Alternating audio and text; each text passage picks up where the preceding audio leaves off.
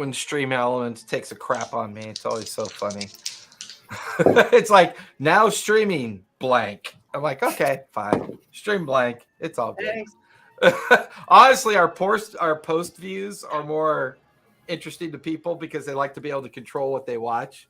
So, not to mention, I like using Twitch and YouTube as like my permanent video storage because it's free. Well, welcome back, everybody.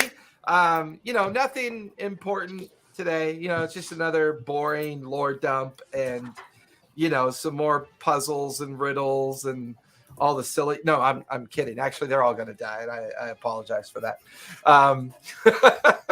We're going to fail the puzzles. That's why.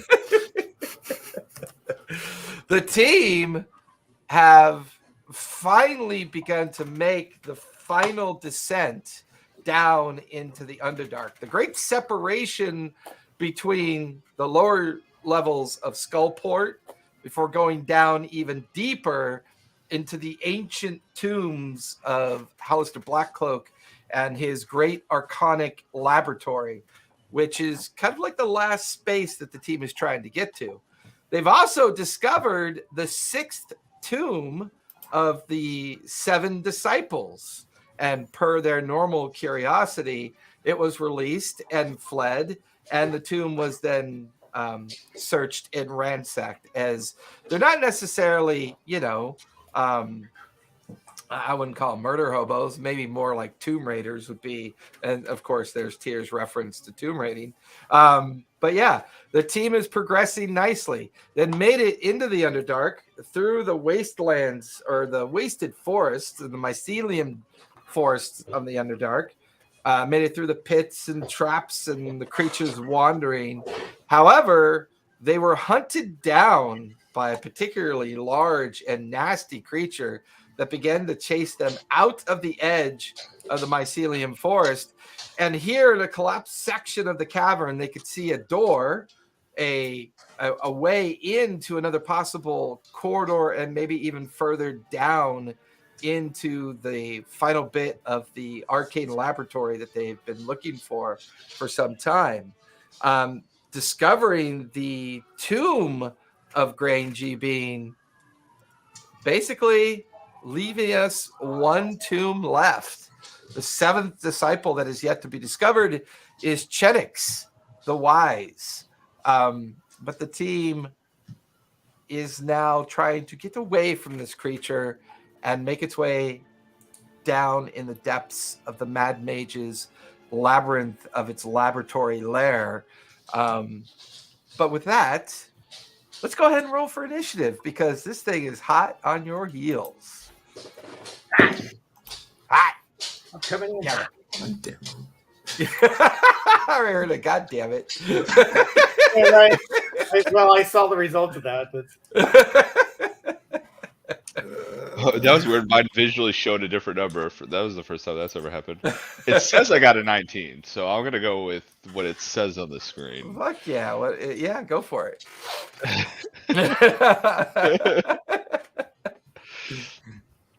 I think the dice lagged out.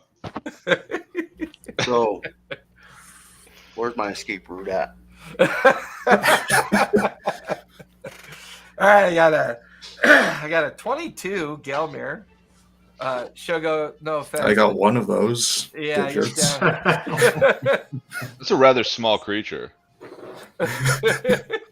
What'd you get, Mike? 19. Oh, that's right. 19. I'll put it in my thing. Thank you. Tier. So I got 2, 12, 13, 19, and 22. All right. With that, Gelmir, you are up with Alexander on deck. All right, how far am I from it? Oops, sorry. Forgot to turn that down. There we go. First, let me blast you with inventory. Yeah, let me overwhelm you with immersion music. Deal 2 thunder damage. How far am I from this guy? You and your let me pivot this a little bit more so you can see from a different angle. You're down by the pillar. You can see your dragon. What's the name of your dragon again? Gribbets. You can see Gribbets up on the column. You can see Tyr is slightly to your right, and just to the right of Tyr is Shogo. Wintrude is up on the rock, starting up towards the tunnel exit, with Alexander there as well. And Lil Rilla is just hiding to stay Oh, safe. that's right. I keep forgetting about Lil Orilla. You left him with No, the mushroom really? people.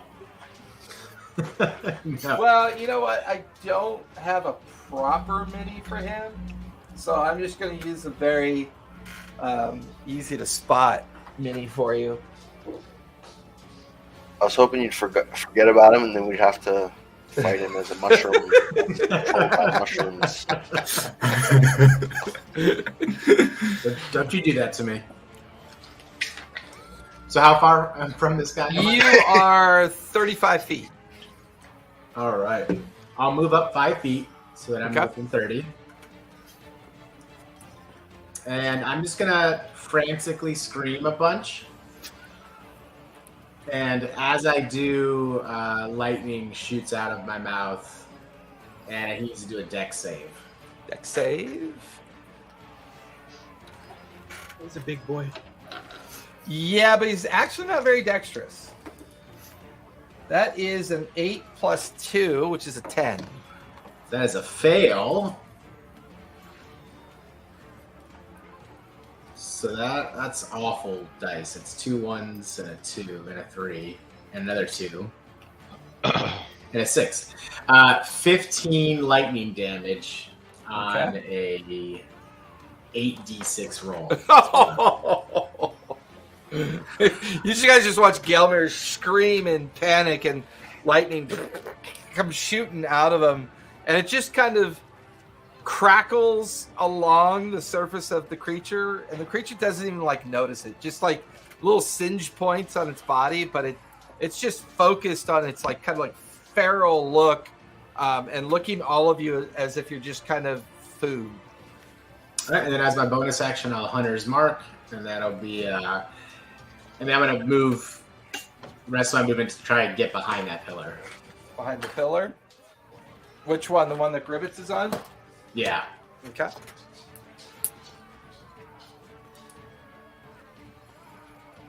Yeah, I don't know if you guys have seen it yet, but there's a monster heading towards us. It's like this huge shadow overwhelming the environment. Not to mention, we can feel its footsteps shaking the ground. All right, that'll you still have Gribbets and your gorilla, but did we say that they consume your bonus action if they move? Yeah, I use my bonus action to have him do stuff. That's right. So Lil Rilla should just be hiding. That's his default. Okay. But yeah, Gribbets is just gonna always default us to the dodge action when I don't control him. And he is currently Hunter's marked as well. That will finish Gelmir's turn. Alexander, you are up, and you're right behind Shogu and right in front of Wintrude, and slightly to the right of Tyr. So you'd be right there, and you're currently about 30 feet away from the creature. All right. And then the creature's on deck. All right. I would like to use the new spell I just unlocked at a level 11. And let's see. I cast Fireball at level 9. This is a strong spell, so hopefully this works. It is Mental Prison. I am going to try to create an illusion around the creature that he perceives itself being surrounded by fire and razors and little baby versions of him, and the most creepy sort of scary scenario that he could possibly imagine. It is a 17 save. Oh, damn. That's a good one. Holy shit. So I rolled a natural 20. But it's a natural 20 minus 2, which is an 18. Okay, still, he would still take 5d8 psychic damage. Go half of that, right? Half of that. It's 10d. It's 10d8 normal, so it's 5d8. Gotcha. Okay, cool. Go for it. And you're welcome to roll all 10d8 and then have the damage instead of using half the dice count, because technically your odds are better doing more damage if you roll more dice. Because if you only roll half the amount of dice, you could roll a bunch of 1s, 2s, and 3s. But if you roll all 10, you can still roll 1, 2s, and 3s. Okay, so it's 27 is half. 54 is normal. So. Okay. Nice. Still good. And you notice like the creature is like oddly flailing at things as its mind barely grasps this illusion that's kind of like around it. And you can see that it is physically distraught and like struggling to understand, but it manages to kind of like plunge through the illusion. But its eyes look disturbed, like this has made it more feral. So have your move and your bonus action. Okay. That spell seems really strong if it actually worked. I got lucky. I'm not going to lie. I got super lucky. Like 10 turns of just ripping this thing apart. Okay, so then I am going to move. Maybe we should probably wait. I shouldn't probably engage right away. You're currently right there. All right.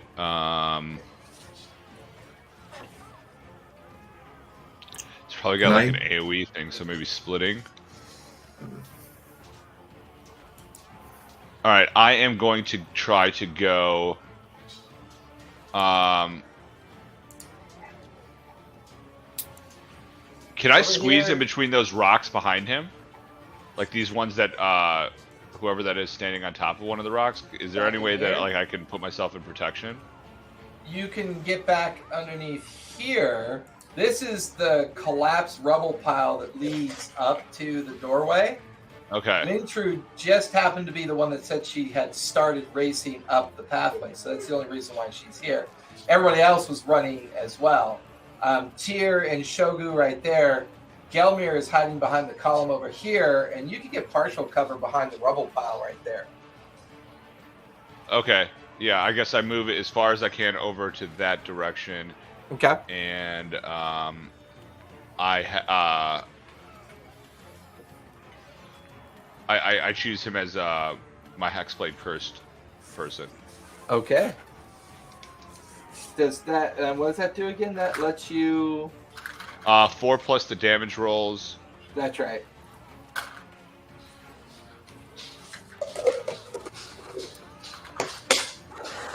I had one of those, but and there's hasted, raging. My son was in here one day, and I just let him play with all my tokens, and now all my tokens are just scattered amongst everything. Absolutely hysterical. I love that kid, but boy, he's hard to entertain. Did I put that? And can you go ahead and find a size appropriate hunter's mark ring for the enemy? That's what I was gonna say. Like, how big are these marks here? I don't know. I think that bracelet looks pretty good on Bracelet. Smart asses. Hunter's bangle. Hunter's bangle. I did put a ring on it, guys. Ooh, Beyonce. You know, there is a slight chance that you'll be with that thing for the rest of your life. Somebody did not return because I have Bane. So I'm going to just tag it with magical effect because one of my rings are missing and I don't know where it went. Which is really strange. I thought I'd put it back, but knowing me, I might have just stacked it somewhere, forgetting to put it back. All right. So that will finish. Anything you want to do with your bonus action, Alexander? Yeah, that was the Hexblade Curse. Oh, that's a Hexblade Curse. Okay. So I put a magic effect ring down. I need to write Just that should have down. started with that Hexblade Curse. Yeah, it's a gentle reminder of action economy. I agree. All right, with that, the creature is up. It is going to use bonus action. It's going to use its legs to stomp on the ground and send broken fissures of kind of like earthquake energy going towards everybody. I need everyone to make dex saves, please. Does the pillar help me at all? Not really. Good question. Nat 20, 22. Okay, you are not knocked prone. Gelmir, 21. you are 21. not knocked prone. Tyr, you're good as well. Wintrude, Dexterity. Here we go. He's really bad at it. Saving throws? Yes. 18. that's the DC. You are not knocked prone. Shogo, 11. oh, Shogo is knocked prone. The Dragon Eater is going to eat the... Oh, that's right. You need a skeleton out there, don't you, Shogo? Hmm. Oh, he's going to Well, change your yes. mini out. I'll use one of my little hag creatures. And I'll say, does your little summon creature have stats? Skeleton stats. You want to give me a dex save on that one as well? Sure. And your gorilla needs a dex save. Gribbets is flying, so I'm going to assume that he's okay. So it would be 6, so 6, so that one will tumble over as well. Prone. Freezing. 5 for Lil Rilla. Little Rilla.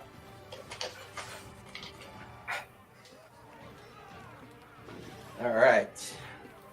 It's its bonus action. Its move. You know what? It's going to use its action to hurl a boulder at. That's going to be. It's going to hurl it at Wintrude. Doesn't have to do that. That's going to be a 32. To hit? Yeah. Was that all? I rolled like a. It's like it was 17 plus 15, so it's a 32. Good lord. Good lord. And that's going to be 21 points of bludgeoning damage. Give me a strength save, please. Oh, strength. I'm gonna uncanny dodge it as my reaction Okay, so have it. to 10 or something. Yes, that'd be 10 points of bludgeoning. And then roll a strength check. Yes, strength save. Strength save. Strength save. 17. 17. That'll just fail, unfortunately. Dang. And you are knocked prone.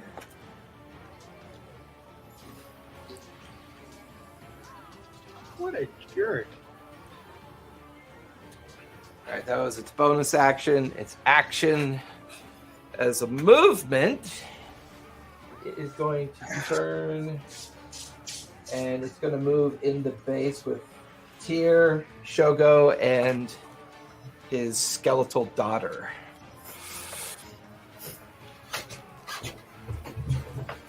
There we go. That way you guys can see a little bit better.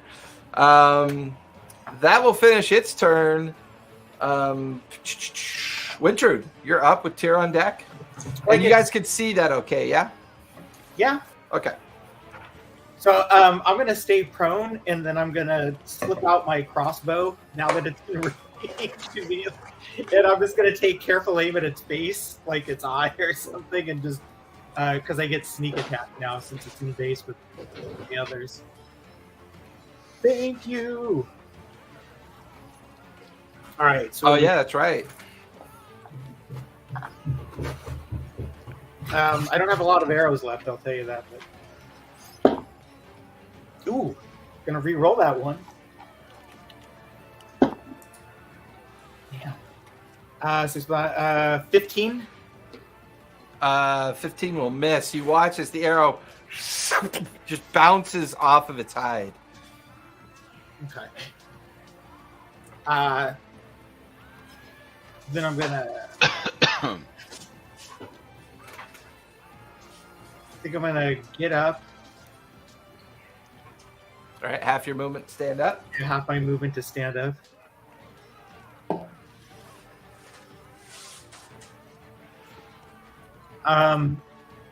Is it possible to run and leap to the rock behind me towards the tunnel?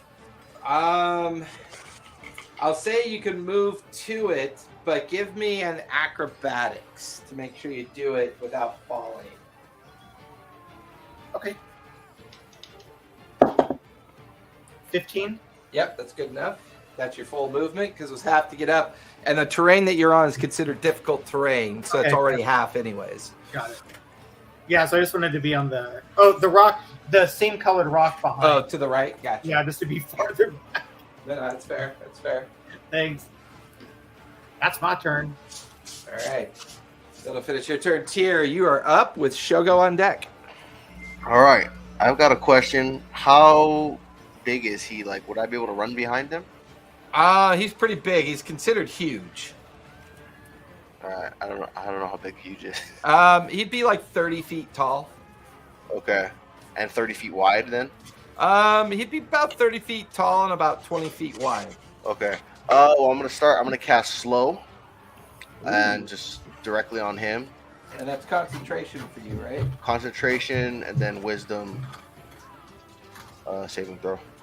Good choice. Good choice. He's not a very wise creature. Yeah, that is a 3 minus 2, which is a 1. Perfect. So he is now slowed. So his speed is halved, -2 penalty to AC and Dex saving throws, and he can't use reactions. On his turn, he can either use an action or a bonus action, not both, and Correct. only one attack during a turn. Good job, Tyr. And with that, I'm going to. How much space do I have to run backwards? Is that- Your size difference is significant enough that you're in base with him. You could, you're basically a gnome in equivalency in size. You could just run right through his legs without breaking base contact with him. Sorry, to run back. Is there space back there, or? Oh, behind you? Yeah. It's basically a giant rock pile leading up towards the doorway. So there's space, but it's considered difficult terrain. Okay, so I'm gonna. Yeah, I guess I'll run right through his legs to get behind him. Okay. What's your movement? 30 feet? 30 feet. Okay. I'll get you right behind him. Let me move my camera out of the way so you can see. And then I'm gonna Bardic Inspiration myself. Okay. And that's it. All right. That'll finish your turn. He is currently slowed. Shit. Can't kill it, slow it down, and run away from it. Shogo, you are up, and they'll be at the top of the second round with Gelmir on deck. All right. I call out to Mika to crawl away. I guess that would be my bonus action. Okay. If possible, I would like her to try and squeeze between the rocks. Okay, But- so she's going to remain prone, right? Yeah. Okay, so she's crawling up into the rocks at half movement because it is difficult terrain. I'm going to stand up and cast Ray of Sickness at first level, mainly to kind of see how it reacts. I'm trying to determine if it's vulnerable to toxins. Okay. What's the save So- on that? It's a roll to hit. Okay, go for it. Damn it. Okay. It is 14 to hit. Let me see. Does it do half damage? It does have -2 AC. I don't know if that helps. Yeah, unfortunately, 14 still would no. miss. All right. Damn it. I couldn't even determine whether or not it would be effective.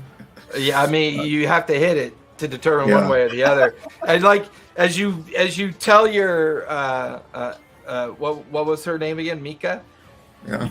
You tell Mika to crawl away. You stand up and you quickly with your left hand like cast Ray of Sickness on it.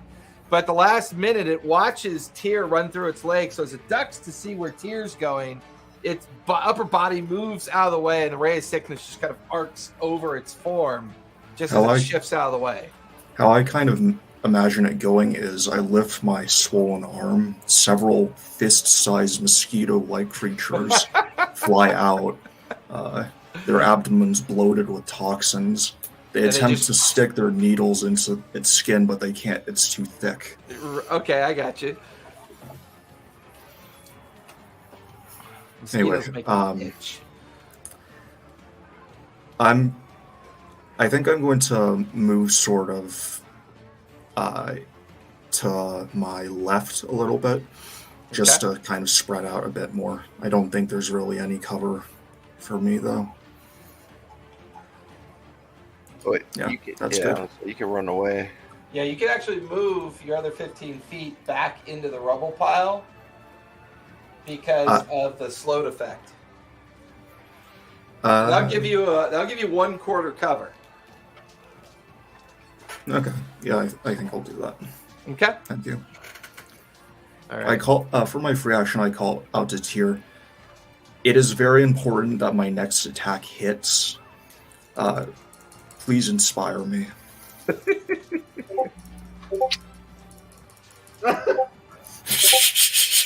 My muse.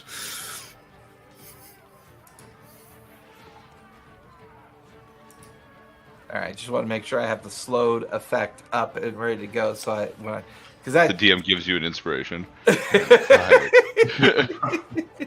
for forced amusement. All right, Gelmir, top of the second round. You're up with Alexander on deck. All right. Gelmir So we're kind of just, I'm just gonna head out, find some gems. Peek around the pillar. I'm gonna take a few shots here. So I'm gonna attack 3 times. All right. That's a 24. A 18 and a 12. 24, 18, and a 12. 24 definitely hits.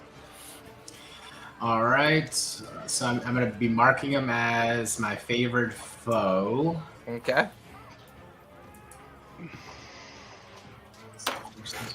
Not my face. So. Don't forget you have Hunter's Mark on him. Yep. Which actually, so that we can all remember it and see it put down there. So 18 damage from the first attack.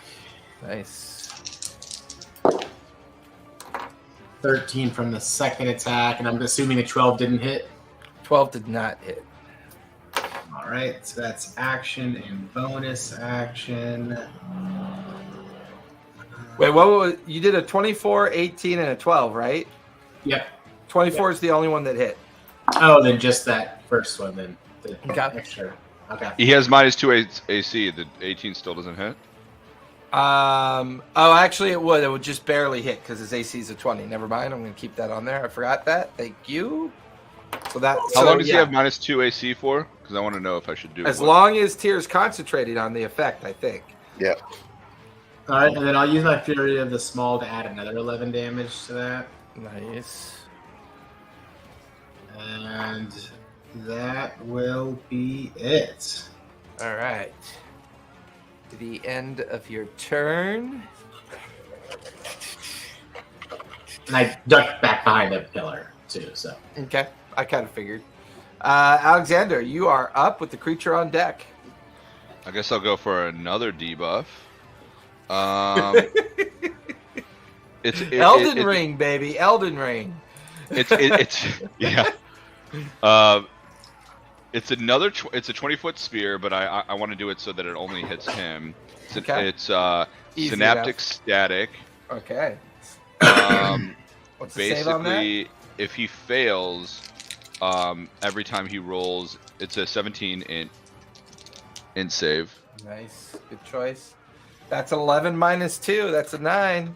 Okay, so after a failed save, okay, so it's the 8d6 psychic damage, but then after a failed save, the target has muddled thoughts for a minute. During this time, it will roll a d6 every time it does an attack roll or an ability check or a constitution saving throw, and it will subtract that from the number. Okay. At the end of its turn, it can choose to break out of it and try to do the int 17 save again. Gotcha. Um, So I actually has to exercise an action to try to break out of the synaptic sphere, or else it remains under this effect. Yeah, I think that's what it sounds Okay. like. The target can make an So intelligence sweet. saving throw at the end of its turn. Would that count as an action? It says it can make a saving throw at the end of its turn Yeah. to try to avoid the effect of the Yeah, I synaptic. don't know if that's an action then. No, it's not. That would be If- really overpowered, I guess. If it takes an action, it'll It's slowed and it has to save. use one of its actions Well, to break yeah, out because of he's it. slowed currently, so yeah, Yeah. he's already limited to what he could do. All right, so the damage is 8d6. Oof. Do that. Psychic damage too. 32.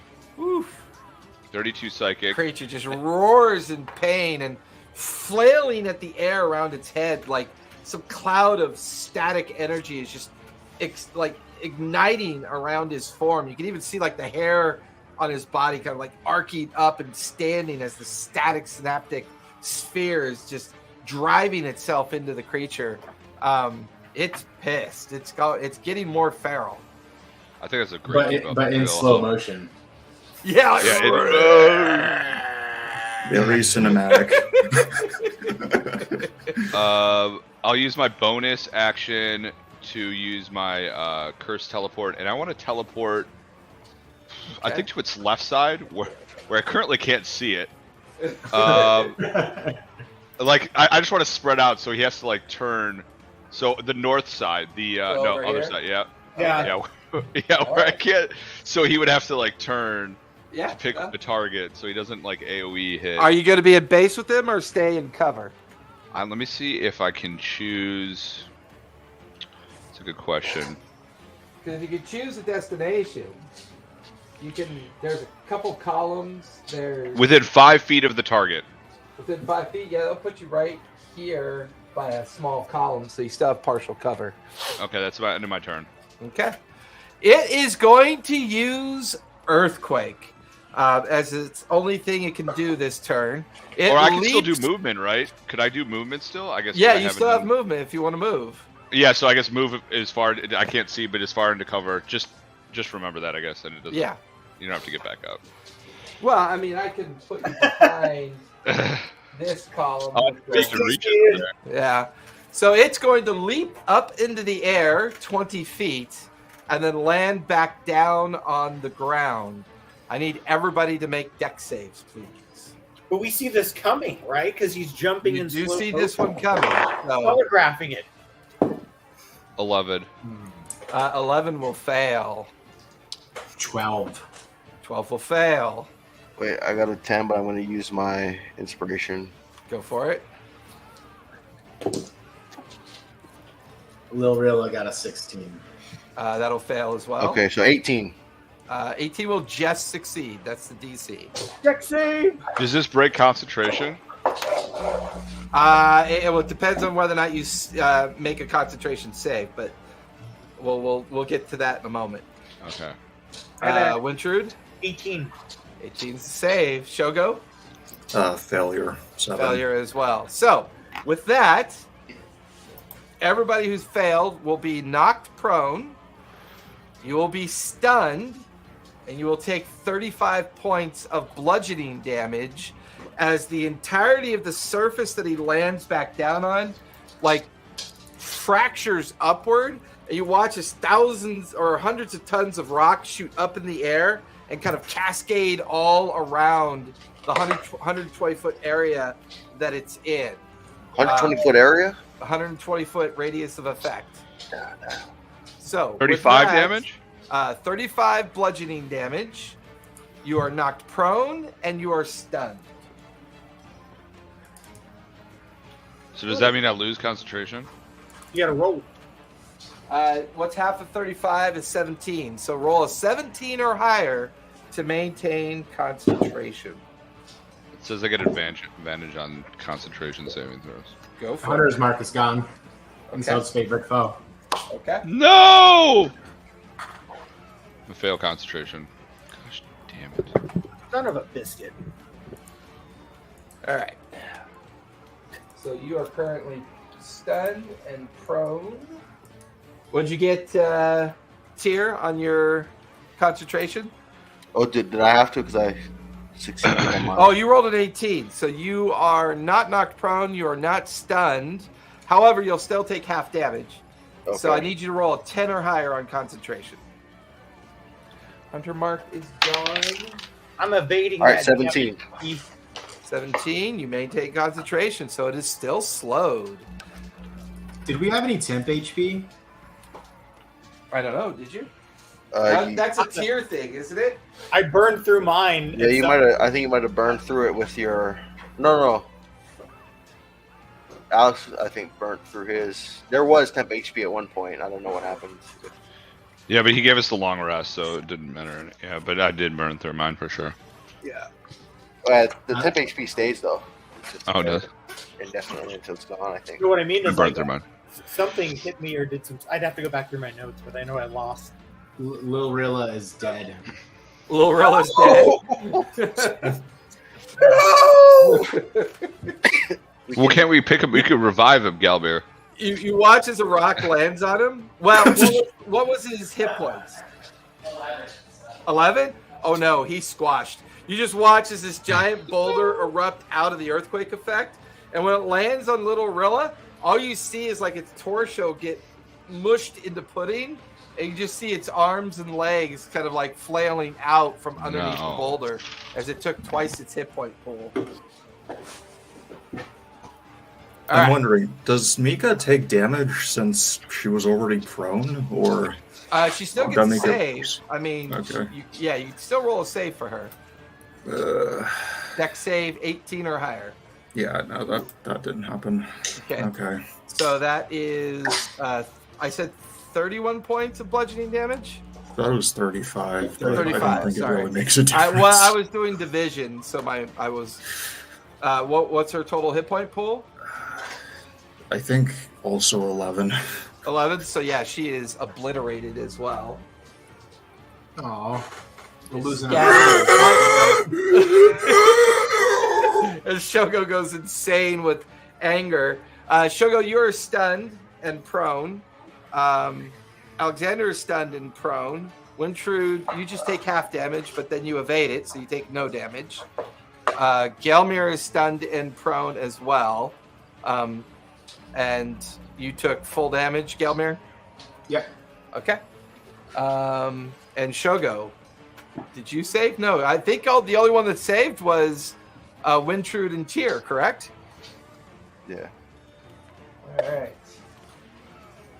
Yeah, this thing has, unfortunately, a special ability. The more damage it takes, it becomes more insanely feral.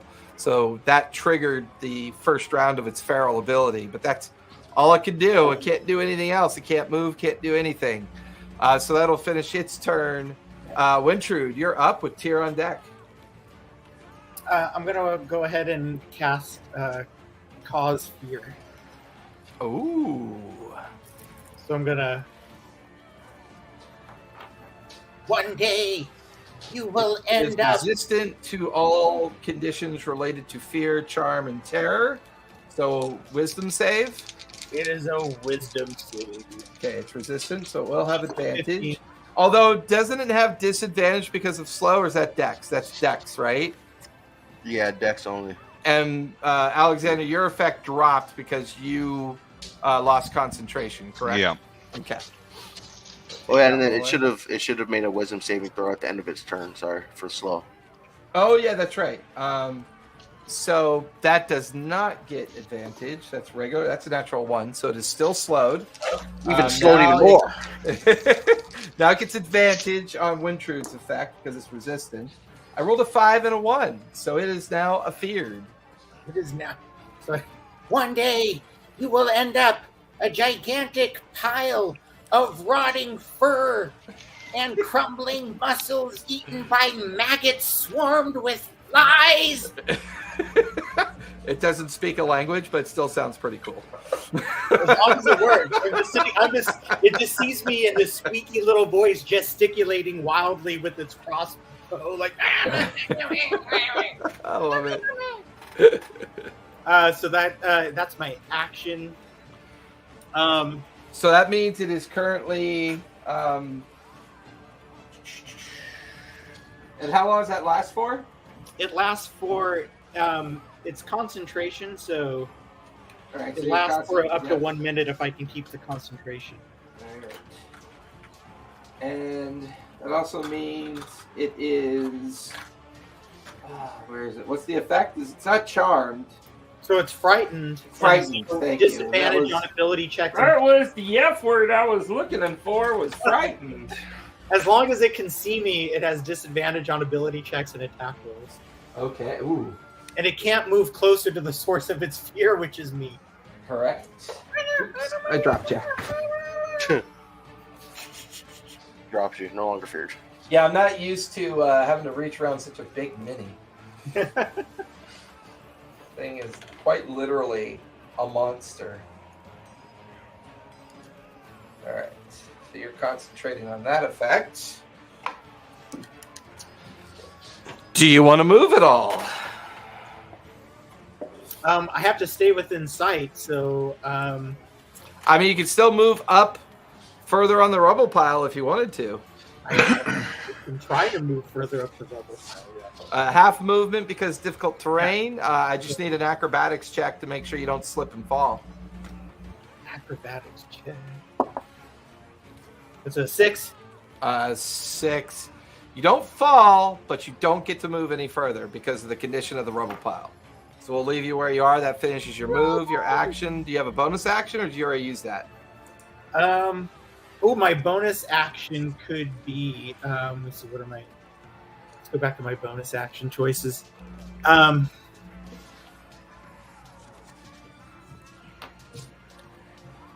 No.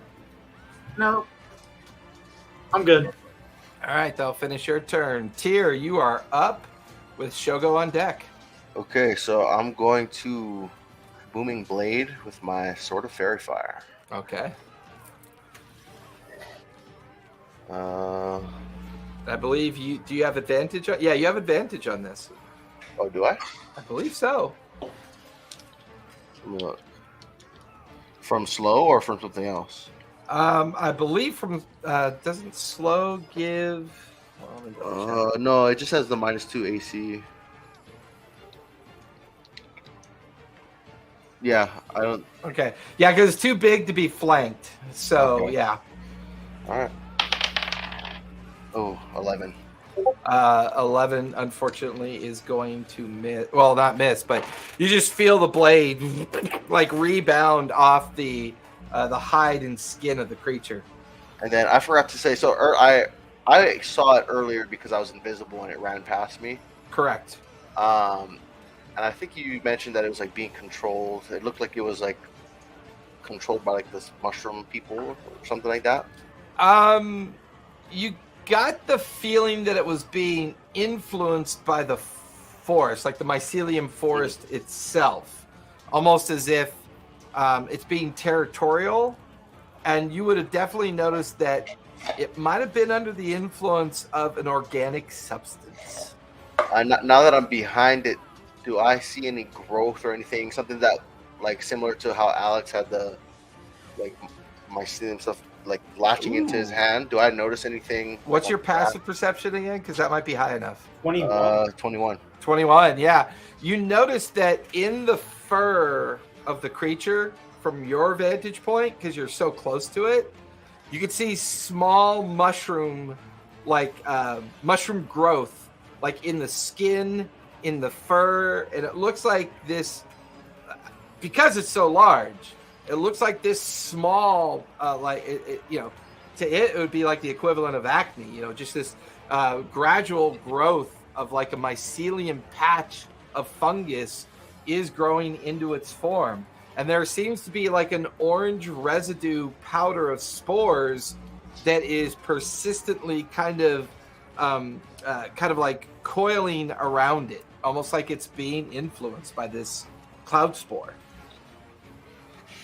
Okay. So as your action, your bonus action, you still have your move. And because it's still slowed, it cannot take reactions.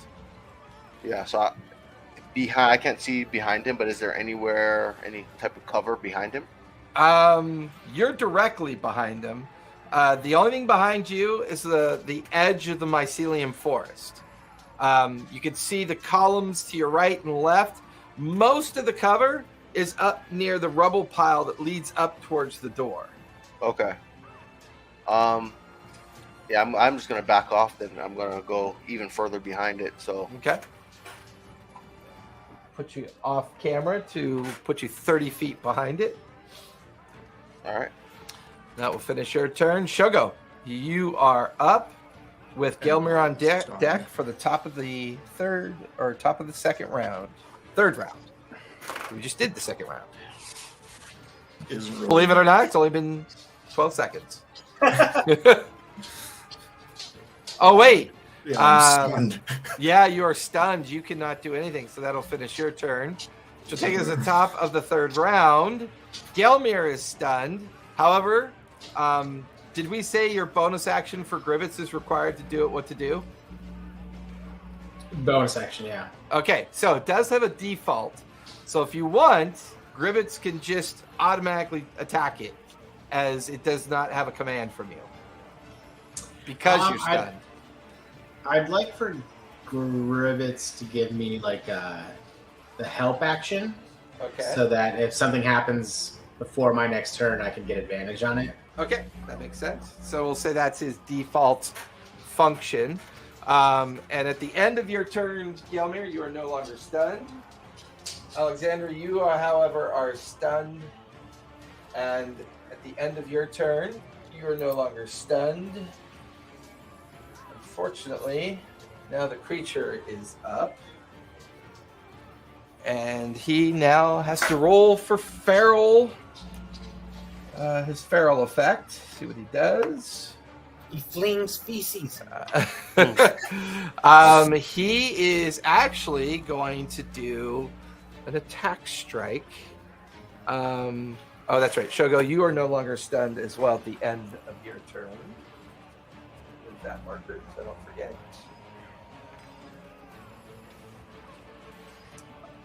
So it is.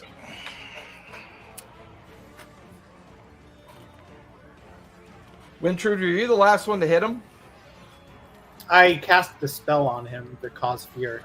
Yeah, but he wouldn't be smart enough. He's frightened by you, so he wouldn't attack you. He is. The only person that actually hit him, I think, is Gelmir. Yeah. Unfortunately, I think you're right. The last physical ranged attack that he took. So yeah, he's gonna pick up a giant chunk of rock and throw it over at Gelmir and Shogo. But because the two of you are prone, he has disadvantage on ranged strikes. Oh, sweet. So I rolled. So this is great. I rolled a 13 and a 2. So 2 plus 15 is a 17. And this is me. God damn it. So as the rock shatters, because Gelmir is behind the column, what's your AC, 18. Shogo? 15, but I also had partial cover. You I have think. 1/4 cover, so I think that raises your AC to a 17. Damn Which it. unfortunately still would hit you just barely. So as all this huge rock crashes into the ground, Gelmir's just got enough cover to avoid it. Unfortunately for you, Shogo, you feel the shrapnel of rock just kind of spray across you for 17 points of bludgeoning damage. Blood Because and the creature's other. still slowed, but he does get a save, courtesy of the reminder that Tyr gave me last time. So at the end of its turn, that is a 10 minus 2 is an 8. It is not an intelligent creature. So that will end the creature's turn. Wintrude, you are up with Tyr on deck. So yeah, I go ahead and stow my crossbow for a second. Start warming up my hands, and then pow! For a guiding bolt. Okay, go for it. We're gonna try some guiding bolt. You see, just a straight up. That's That's a roll. That's ranged attack, correct? Yeah, 120. All right. Go for it. This is brilliant. That's a filthy. filthy 20. Filthy 20 will hit. Go ahead and roll damage. my 5d6. Woo! And the next person who attacks has advantage. Right. Yep. That's what we're trying here. As the Well, we got physical 5. form of the creature is lit up. 14. So that's 20. What type of damage is that? I forget. That's Radiant. damage, Yeah, right? 20 radiant damage. 20 radiant damage. And What's it's now funny lit up like a Christmas tree. So what's funny is Crackling with normally- energy and light. I normally. Oh god. Let's see. Do I want to? And I'm just gonna. I can't hide or do anything because I'm trying to keep it scared. So I'm just gonna stand there. Like, Yeah, you're like, you can continue to climb Get the big. rubble Get big. pile. All feral creatures are automatically intimidated by, the big. Well, I'll try to move some more up Okay. the rock pile. Yeah, give me acrobatics. Jesus. Let me see. What's my acrobatics bonus again? Ooh, I got a 7. 7, unfortunately, unable to move up further on the rubble pile. So, like, as you scramble up, looking at it, the rubble kind of washes away underneath you, sliding you back down to where you started. So that will. It was funny because I wanted to cast Spider Climb, but I've cast both spells, and of course, Cause Fear is concentration. So is Yeah, Spider Climb's concentration as Yeah. well. So with that, that'll finish your turn. Tyr, you're up with Shogo on deck. All right, I am going to take advantage of the advantage, and I'm going to run up and Booming Blade again. Okay. Hopefully I can hit this time. Wait. Filthy 20! That'll hit because it is slowed. All right, so I got to roll. Although technically that's its armor class anyways. Is a 20. So for the Sword of Fairy Fire is a 7. Okay, which will once again keep it lit for the next person who attacks it. And then Booming Blade will be 9. Okay. And then I'm torn between. I'm gonna Bardic Inspiration myself. Okay. Didn't you already do that last round? No, I didn't. Oh, okay. So that means a D10. Yes. Okay. You have that D10. And that's it. I got no more movement. Yeah, because you went 30 feet back and then you moved 30 back into base with him. Yeah, I wish I did 15 last one. Fair enough. That'll finish your turn. Shogo, you are up, and then we'll be at the top of the 4th round with Gelmir on deck. I plan to do something clever with banishment, but all of that's kind of out the window now. Remember, I you are just- prone. I scramble up, Half your movement. kind of making this wet gurgling noise, and I run into base with it. Can I make it to it? Yep. 15 feet in the base with it. Yep. All right. Blood and less wholesome liquids begin to spurt out as things begin to writhe under my bandages, and I use Vampiric Touch at level 5. So I Shogo is pulling out the stops. yeah. With it. That would. I have advantage, right? Correct. Like, okay. He's very fired. So 20 to hit. 20 will hit. And let's see. I'm going to use what's it called? Find inspiration. Channel Divinity to do an extra 25 necrotic damage. And I have a question. I have a feature that makes me deal an additional d8 with melee weapon attacks, Okay. but I don't use weapons. Would it be too overpowered for me to apply that to melee spells, or? Nah, because it's only a D8. I'm pretty comfortable with that. All right, thank you. So that's a d8 plus. And does it get a save on his vampiric? No, it's just an attack. And it is necrotic damage. So there's no save on vampiric touch? It's just an attack, and 5d6. The spell has to hit to do anything. Yeah. Oh, that's where that comes from. Okay. 5. So 5 plus 17, that's 22 plus 25. 40. And that is concentration. Yeah. Wait, let me see this. Yeah, it just says on a hit, the target takes 3d6 necrotic damage. Nice. So 47. Yeah, 47 necrotic damage. Yeah, that's what I'm talking about. That's what I'm talking about. You guys watch is like after seeing Miko get just decimated by the boulder that landed on it, you watch as Shogo jumps up on to their feet and races towards the creature with making these strange gurgling noises. The bandages like pulsating with like liquid kind of revulsion underneath them. And then you just watch as they touch the creature with their hand. And the necrotic energy pours into the arm of the beast. And you watch as its fur sheds away. Its skin begins to peel away. Its entire arm that Shogo touches is like just being withered. You can see skin sloth onto the ground, muscle and tissue beginning to form. And it just reels back in pain, but unable to react as it is still slowed by the bard. The maggots begin to feast. All right, that'll finish your turn, Shogo. Yep. Nice work, jeez. Top of the 4th round, Oh. Gelmir, you are up. You are currently prone on the ground staring at your smushed baby gorilla. You're up, but you're down.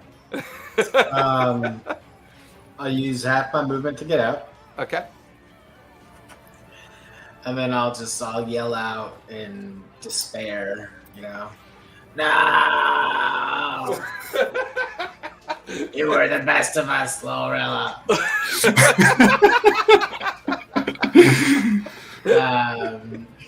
And then I'm gonna cast a Shardalon Stride. So that's gonna add another 20 feet to my movement speed. Oh shit. Nice. I don't Is that provoke opportunity concentration? attacks. It is. Okay. If I had the climbing speed, would I be able to climb on this guy's back? Yeah, I'm comfortable with that. It's there's going to be a DC associated with it, but you can give it a try. Yeah, I'm gonna. So what's your total move? What's your total movement speed? 60. 60. I'll say the slowed effect negates the difficult terrain aspect because of the slowed effect. So I'll say your full movement will get it onto its back, but give me an acrobatics check just to make sure you don't like trip or fall during the process. Yeah, I ignore difficult terrain. I have a climbing speed and advantage on acrobatics. Yeah, there you go. 26. Yeah. You successfully get up on its back as you move. So as I move, it takes 5 lightning damage for my movement. You watch as the lightning crackles as you make it your way up its back. And then I'm going to shoot him twice. All right. That's a 25 and a 25, double 16s. Nice. So I'm going to do favored foe. So first attack is a 7. Okay. And then second attack is 12. Nice. Death by a million cuts, baby. Yup. And that is everything. All right, that'll finish your turn. Yep. That'll bring us to Alexander. Alexander, you're no longer stunned. You're prone behind the big column. You just watched as this creature roared in pain. It is still considered frightened, and it is still considered slowed. At the end of each turn, can it try to resist the frighten effect, Wintrude? It should be able to. Let me just go back to it. Because I might have forgotten to roll a wisdom save for him. Yeah, I might not. The frightened Yeah. target can repeat the saving throw. 2 minus 2. So no, he is still frightened. Okay. So with that, Alexander, you're prone, but the battle rages. You can hear the rest of your friends attacking the creature. Although you did hear this like disparaging kind of cry from Gelmir. Heartbreaking. If you're talking, you're mute, Alex. So I stand up and with my longsword, my packed weapon, my trusty longsword, I charge it. Okay, that's your full movement. Get in base with it. And I attack the first time with the 20. That'll hit. And that does 20 damage. Nice. And the second attack for the 24. And I rolled pretty low on the damage, but still 13. Okay. Because he's cursed. Because of Hexblade Curse. Uh-huh. Okay.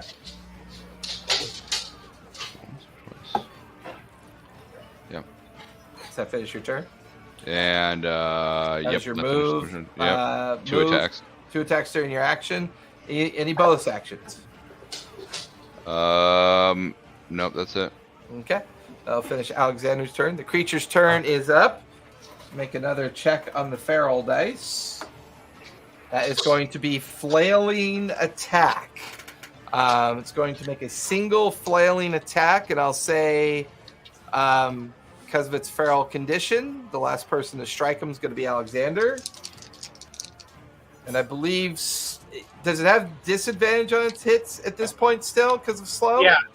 Well, because it's frightened too. Frightened, it has disadvantage. That's right. Yep, frightened. Because it can still. Oh, I would have had advantage on my attacks, right? Or it doesn't matter. I guess I hit him anyways. I could have crit.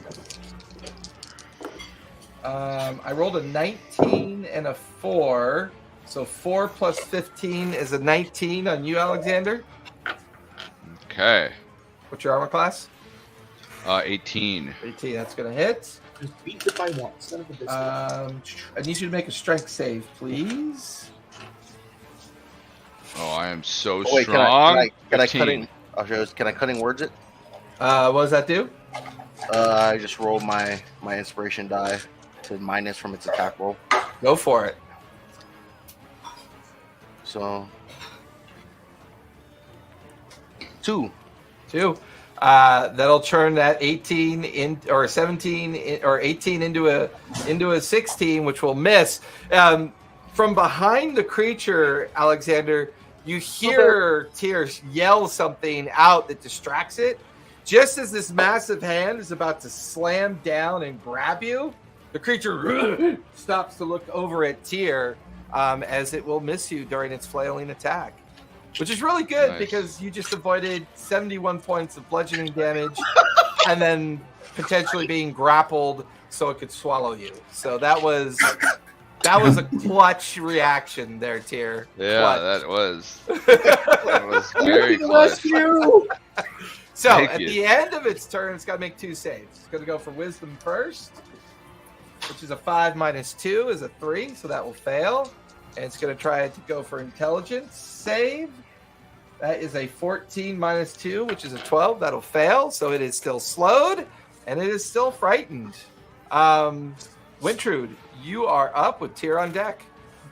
Tyr, can we say that like you caused it to miss with like a because you're staring right up its ass like a dingleberry comment?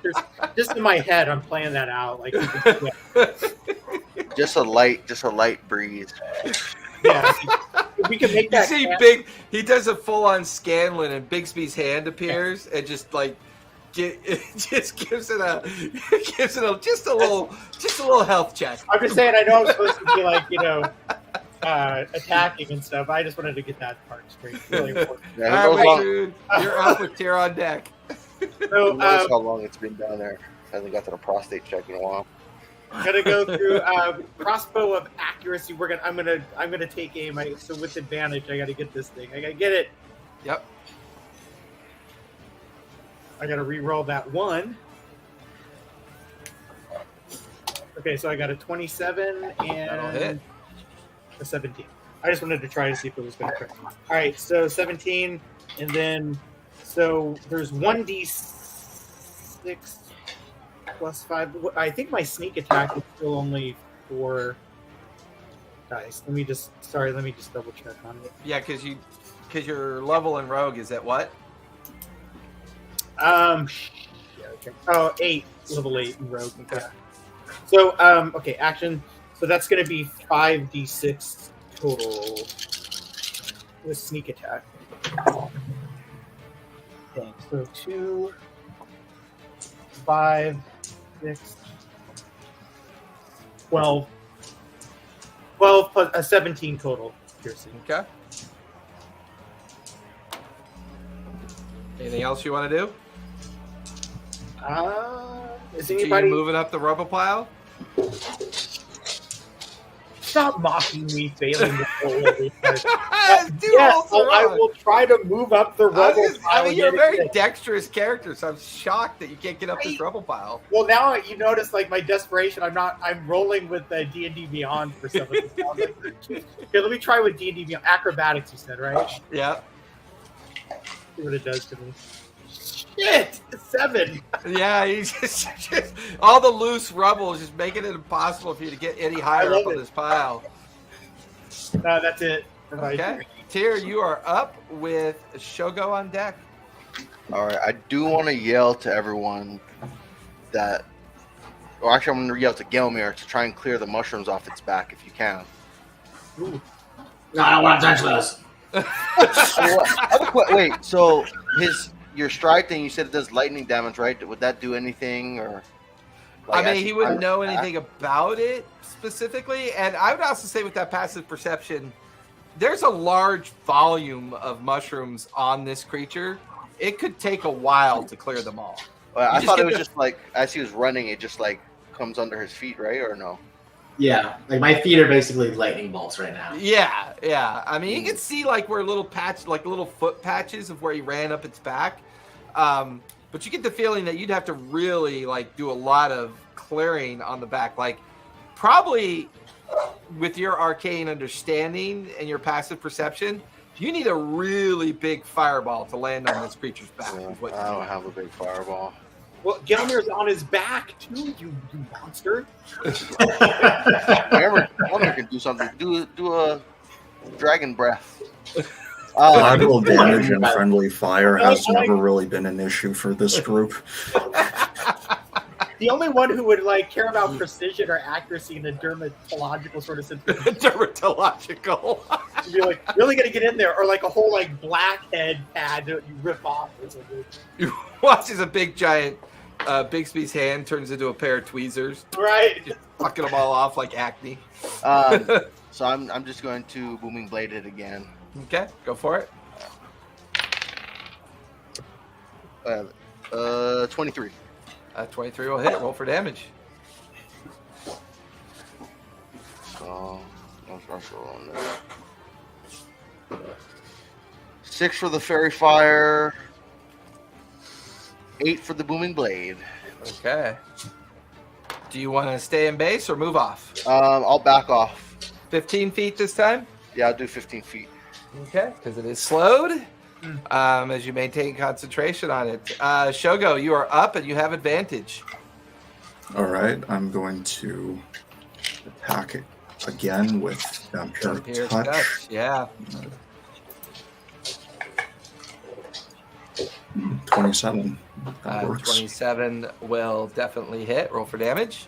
I'm going to burn my second Channel Divinity and add 25 more necrotic damage. Nice. And This thing is finally looking like it's taking some damage. It's dead. We killed it. We did it. Well, no, now with it, depending on how much damage Shogo does, it'll initiate its second feral table. Oh, we got that.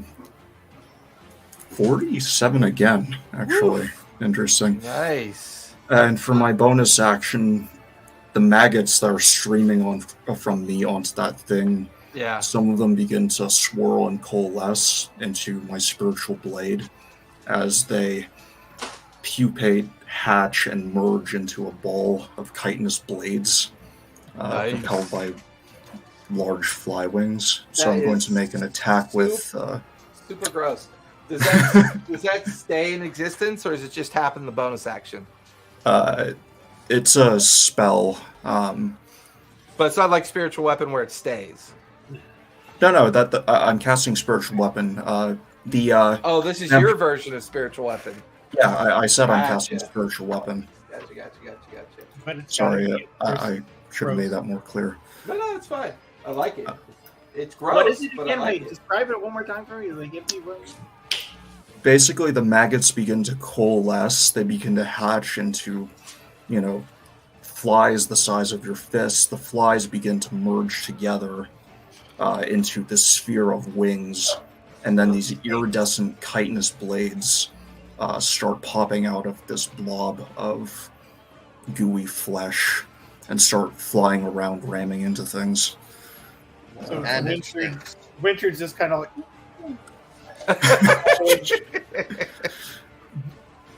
All right. So let me see. Spiritual weapon, that is 21 to hit. That'll hit. I keep on, actually, since that's an attack, I keep forgetting we have advantage. So 21 to hit, and it does 11 force damage. Nice. Oh, nice. Holy moly. Okay. And all this time, fluids from that thing are being drawn and pumped back into me. So before I was, hemorrhaging different liquids, but now I seem far more composed, far more alert. All right. Gross, but okay. I'll finish Shogo's turn, taking us to the top of the 5th round.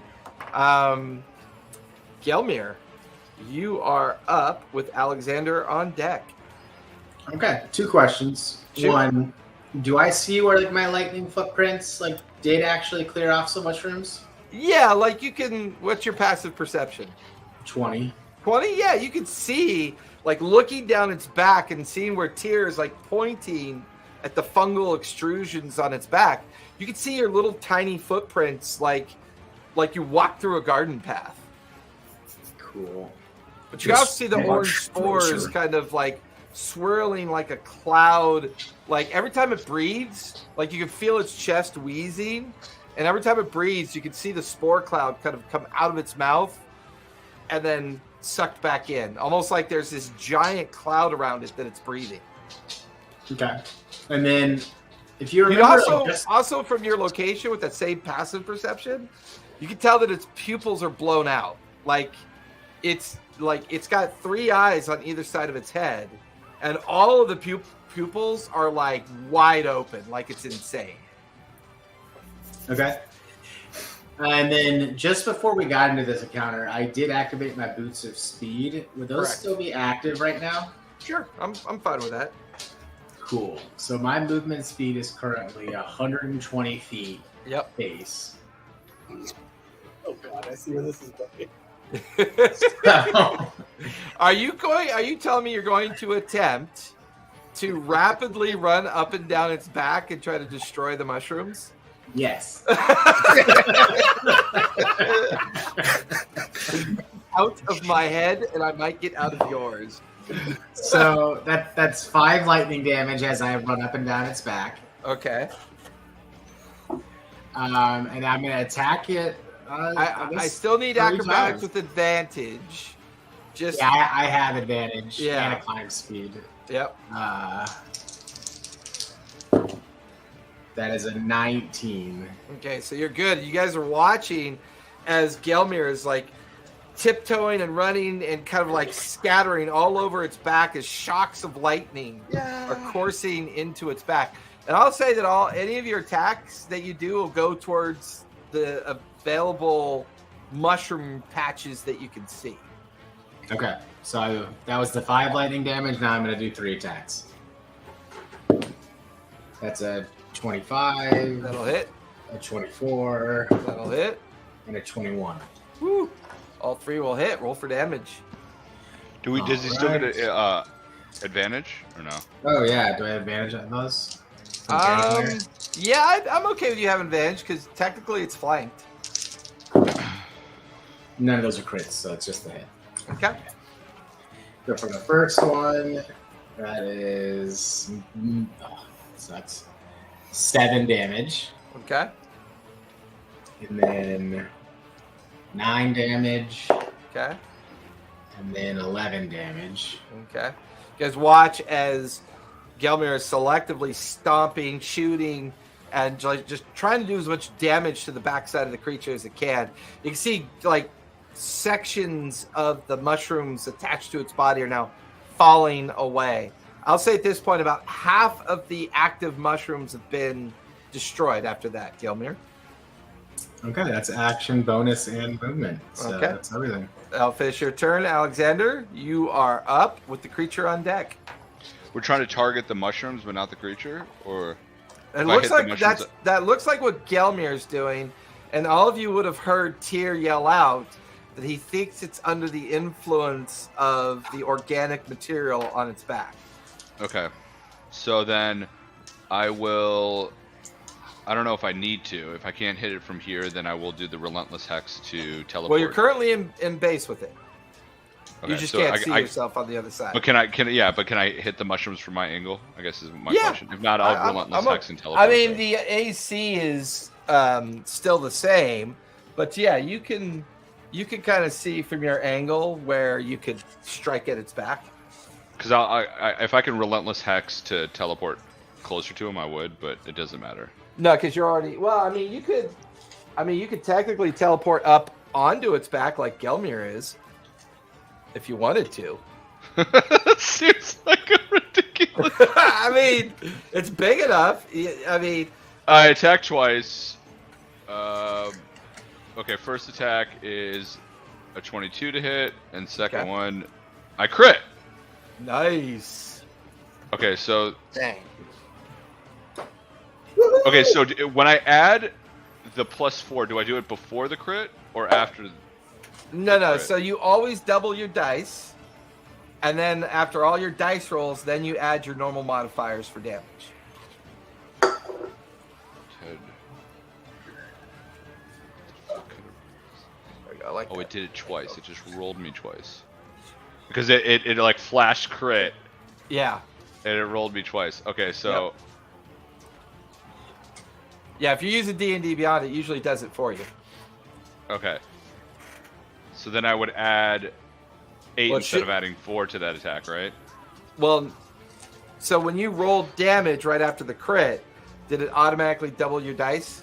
It did double my dice, but it did not add the +4 for the hacks. Okay, so you take your double dice roll result and then add the +4. But do I add the +4 twice? No. Modifiers are not doubled, only dice rolls. Oh, that's why I did it like this. Okay. Right. So that's 26 damage for that attack. Ooh, nice. And for the non-crit attack, it's 18 damage. Nice. This thing is starting to look a little rough now. You can see And that's my turn. the patches of skin and fur, the lacerations from all the attacks. The kind of necrotic, the continuous necrotic absorption of the right side of its body. It's one arm is looking very withered, while the other arm up above is beginning to show signs of the effect of the necrotic vampiric Did I hit touch. any of the mushrooms? Because you didn't use a ranged attack and you didn't teleport up onto its back, you just kind of strike into its like left-hand side. So unfortunately, I asked you if I should teleport onto it to hit the mushrooms better. Well, that's what I said. I said if you wanted to, you could, but you said that seemed silly. Oh my gosh! So, does that mean that that's what you did? Was teleport up to it? Yeah, that's what I wanted to do. Okay, in that case, oh, you're gonna give me acrobatics just to make sure you don't fall off of it. Even though I'm teleporting onto it, right? Yeah, because Okay. you gotta hold your balance as you like land on top of it. And there's a lightning bolt running around. Yeah, it's just like a lightning bolt arcing around. Okay, well that's a 14. Yeah, you're good. You maintain your balance as you stand on the back of the creature. We'll say all that damage was directed at the remaining mushrooms that you could see from that point. Most of them look like they've been destroyed and cleared, and then the spore cloud that you guys could see is beginning to diminish slightly around you. Okay. But still under the influence of it, but you've definitely diminished whatever this cloud is intended to do to the creature. Okay. So that'll finish your turn. You'll be okay, my friend. And that's what I say to him. And with that, because Don't mind me, I'm trying to help you. because because it's now taken all that extra damage, it's now rolling on its secondary feral table. We're gonna die up here. There's a lot of this. Gelmir, I need you to make a strength saving throw, please. He's like, no, I don't want to. But I'm so fast. Oh, that's actually good.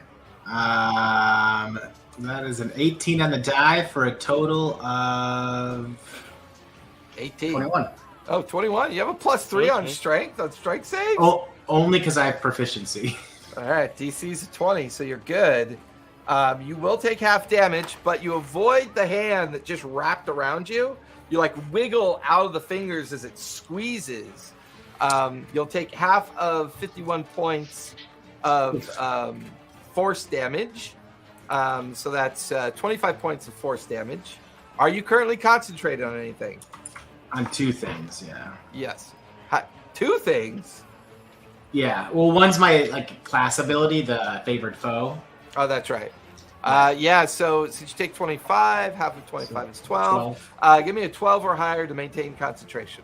So for the favorite foe, I got an 11, so I just dropped that one. Okay, now for your next one. Aw. For a Chardonnay Stride, that is a 17.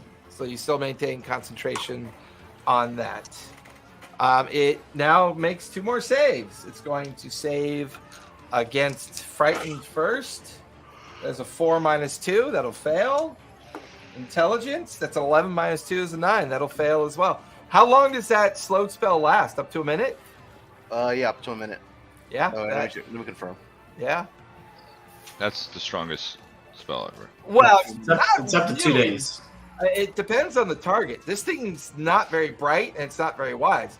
It's got a shit ton of constitution and strength. That's like its core thing. Yeah. So right now, with that particular balance of a spell, yeah, that's pretty brutal. That's why I was hoping the mental prison would go off. That would have been freaking amazing. Yeah, well, lucky natural 20 on that one. So with that, let's go ahead and take our 5-minute break, and when we come back, Wintrude will be up.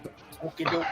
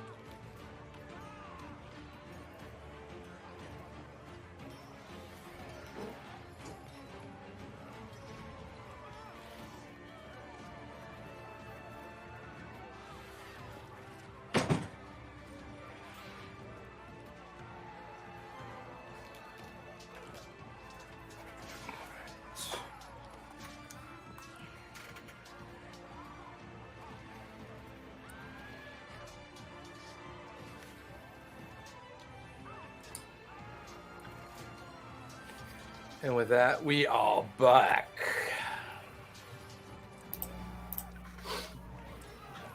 Okay. All right, Wintrude, you are up with Tyr on deck. Oh goodness. And you are still over by the rubble pile. I've made no progress in my climb. I'm gonna go ahead and shoot it with my crossbow again. Go for it. Let's see. Advantage. Jesus, that was terrible. Yeah, 15. 15. Nah, that'll miss. He watches the crossbow bolt bounces off the hide of the creature. I guess I'll try to climb higher again. You only get one attack with your crossbow? I only get one attack with my crossbow. Oh, no. Give me acrobatics. It's make or break, baby. 10? 10, I'm okay with a DC of 10. That'll get you a little bit further up now. You're about 20 feet away from the door. Hot damn. That's all I can do. Now finish your turn. Keeping it frightened. That'll bring us to Tyr. You're up with Shogo on deck. I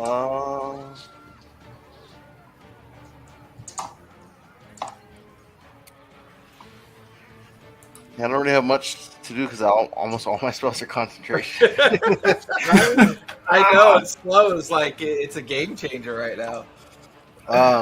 So what I will do this time is I'm going to use Vicious Mockery. Okay. Yeah. That's a wisdom save, correct? Yeah. There's a 15 minus 2 is a 13. All right. And that'll do 5 damage. And it's psychic damage. Disadvantage on this next attack roll. Oh, I guess it already had disadvantage on attack roll, so it doesn't even matter. Because of frightened. But yeah, still. All right. Anything else you'd like to do? You still have your move and your bonus action. I'll stay where I'm at. Okay. That'll finish your turn. Shogo, you are up. They'll be at the top of the 6th round. All right. I think I've got a pretty good thing going here. Yeah, so far so good. I mean, the combination of frightened, slowed, and the amount of damage you guys have successfully pulled off, this is a good team effort. I mean, I'm not rolling great, but this combo that you guys have applied definitely giving you an edge. Damn it, I missed my acrobatic. I missed on the vampiric strike, but I got a 23 on the spiritual blade. What was your attack roll for the vampiric strike? 2 17s. Is that... Oh, that's right, because armor class is an 18 now because of slow. So, yeah, you just barely missed. I scrabble ineffectively at it while my spiritual blade, or for some reason I keep on thinking of it as the friend ball for whatever reason. That sounds about right for you. Yeah. It just keeps repeatedly ramming itself into a creature, doing 14 force damage. Okay. You want to move at all? And I'm pretty much... There's no place I'd really rather be at this moment. Okay. That will finish Shogo's turn, top of the 6th round. Gelmir, you are up with Alexander on deck. From your vantage point, Gelmir, you can see that Wintrude is finally making some progress up towards the door. Down below, you can see Shogo is attempting to keep trying those necrotic strikes at it. Behind, you can hear Tyr, and Alexander is now beside you. The two of you are up on its back. Majority of the fungus has been cleared away off of its back, and the spore cloud is thinning out. Between the two of you and your passive perception, Gelmir, you get the feeling that at the start of the 7th round, the spore cloud will have faded. Okay. Do I get an idea what that'll mean? You know what? As a free action, just give me an insight check. You're too dumb, Gelmir. That's what I'm thinking. 21, actually. Actually, you get the feeling that this is the source of why it's feral, and that this may cause it to not be feral anymore, and it may just revert back to its natural state, and could be more dangerous or less dangerous. You're not sure. It may Animal handling. It may decide to run away. Okay. Little Rilla is dead. Then we'll Gelmir, cut it think about down. that. Yeah, I'm furious. If it runs away, then we'll cut it down. I'm saying you need another Little Rilla to replace that Little Rilla. This would be the littlest of all the Rillas. Also, just from like Gailner's perspective, he's going so fast right now, and this thing is going so slow right now. We're like at different consciousnesses. I think that's true all the time for Gelmir. It's true. So I think like I'm shouting this information out to everybody, but I think I'm saying it so fast that like none of it is legible. It's just like it's about to be. It's like a low hum. It's about to be normal. It's about to be not feral. But it just comes out exactly as just one solid stream of words. So yeah, I'm gonna run up and down it again. Give it 1 lightning damage. Okay. And then I'm going to attack it. 3 Like a little shock. times. Yeah, you know. Like when you My rub your bad. feet on the carpet and then you tap something. I'm just like a mobile bug zapper right now. Yeah. It's a 19 for the first one. 28. Oh, these are an advantage, right? I believe so, Yeah. yeah. So 19, 28, 26. Then I'll see if the first 2 would have been crits. Go for it. No. So lowest is 19 out of those 3. Okay, so 3 will hit. Go ahead and roll damage. All right, I'm going to do favored foe again. Okay, so for the first attack, that's an 8. Second attack is a 15. Nice. Third attack is an 11. Okay. It's looking rough. It's taking damage. You can see the signs of its damage. It's beginning to slip out of its feral consciousness as the effect of the spores that were growing on its back continue to fade. But yeah, it's in the fight, but it's starting to look rough. And then, just for fun of it, how far is the top of that rubble pile that Wintrude is trying to get up? You're about 10 feet above it, so you have a slight angle looking down. So like you can see that Richard is maintaining eye contact while scrambling up the rubble pile. It's about 50 feet over from where you are, but you're 10 feet above where the doorway is. Okay, perfect. I would want to go down the creature like as I'm attacking, and then run like through its legs, and then I just want to run up the pile of dirt by Wintrude so she can see me do it So it's after I'm done 30 attacking. feet. It's 30 feet. Give me acrobatics with advantage. Right. And we'll say the 30 feet to run down its back leaves you Natural 90 20. feet. Okay, You so go I've for got his 90 feet left. genitals? Yep. Genitals. I'm gonna go after his genitails. I want to run up the pile right by Wintrude. Okay. I'll Stare actually at her? say we'll be now even with her. Because I got 120 feet total. Right, so it's 30 feet down. So say come down. It's 30 feet over. So that's 60. Yeah, I'll say that puts you. I'm okay with that. That's going to put you right up in the door. Awesome. You're currently, so like, yeah, you're like right in the door as you go carrying past Wintrude. I gotta go! As you like yell at, I gotta go! Hey, Wintrude! As you kind of like run by.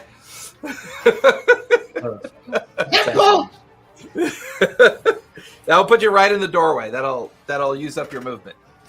There we go. Damn. Motherfucker's fast. Alexander, you are up. As my free Creature action, on deck. I asked Gelmir, should we tame this thing? I mean, do you want another pet, maybe? How's your handling of beasts and animals? And you just hear this hum in response, and then he's gone. He's running off of its back, but you look to your right, and you can see that he's up by the door on the rubble pile now. Yeah, I gave you step-by-step instructions. You just didn't hear any of it. It's fair. It's fair. That's fair. All right, I poke at its head. I'm just gonna stab it with my longsword again. Go for it. 2 attacks. Advantage still? Still have advantage. Another crit. Nice. Oh, that's a crit on the advantage roll. Oh yeah, that's what it is. Yeah. Okay, so now it rolls. What am I thinking?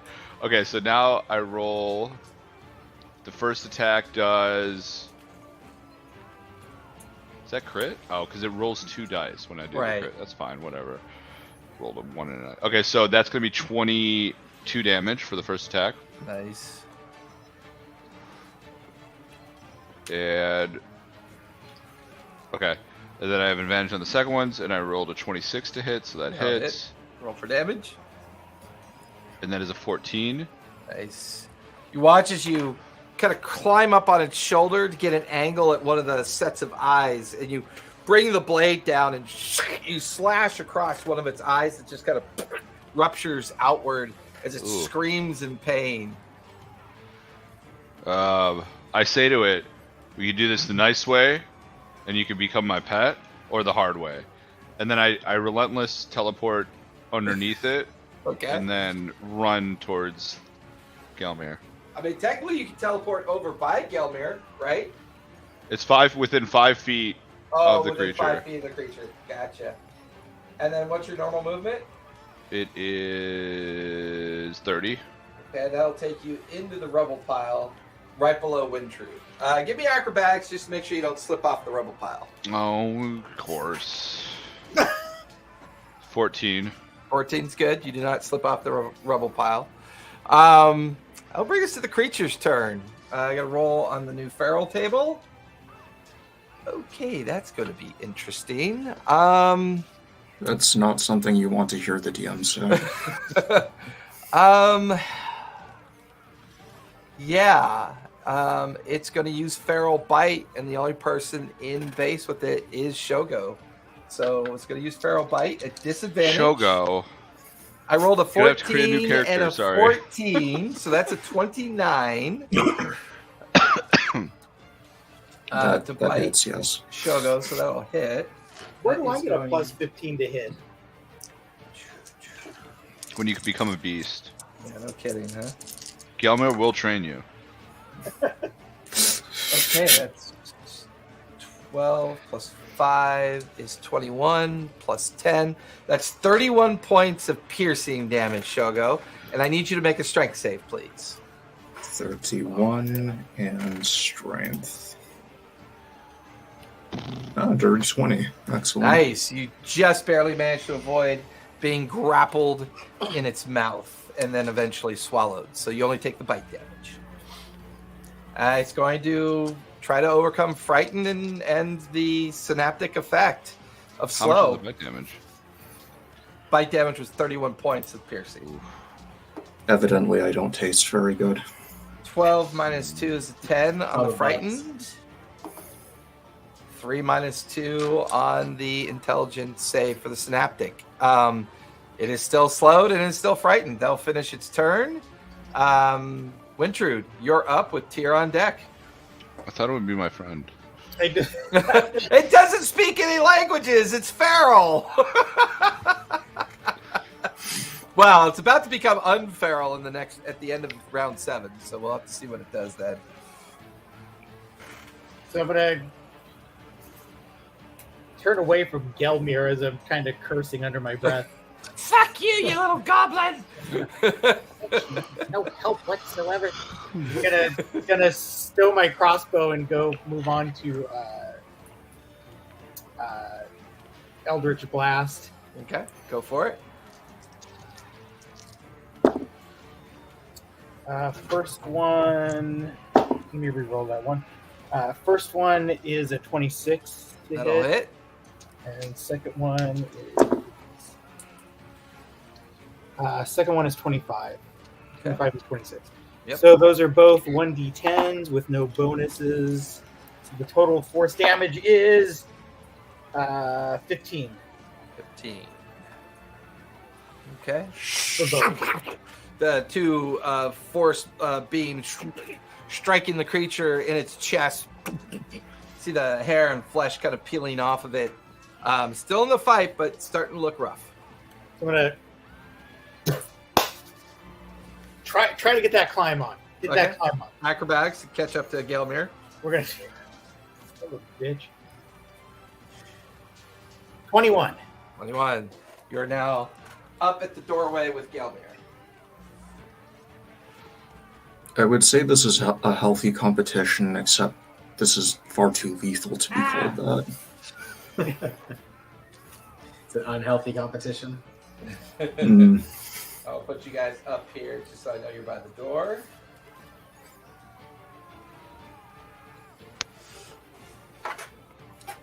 All right, that'll finish Wintrude's turn. Tyr, you are up with Shogo on deck. I'm gonna start. I'm gonna run up and booming blade. Okay. I have a question. Actually, no, Shoot. never mind. I'm not gonna ask that question. Booming blade. Oh my god, that's a meme. When your player has a question but then says, no, I'm not going to ask that question. 26. 26 will hit. So, let's see, I'm rolling my dice this time. For the sword, 9 damage. Nice. I have 2 d10s. For the booming blade, 16 damage. Nice. And then I'm gonna yell to Shogo, "Sticky move! Get the fuck out the way!" And I'm also gonna run. I'm gonna run towards the pillar. Okay. So as you shift around it, Or actually, does that get me out of base with the? it'll Oh no, not that. The one over 2 here. inches left. This one. Yeah, Okay. 15 feet over to this one. yeah. Okay. And then that's it. I'll finish Tyr's move as he yells and says, "Get the fuck out of here!" and starts running off to the side. Everybody else is either at the door or on the rubble pile at this point. Shogu, you are up. Then we'll be at the top of the 7th round.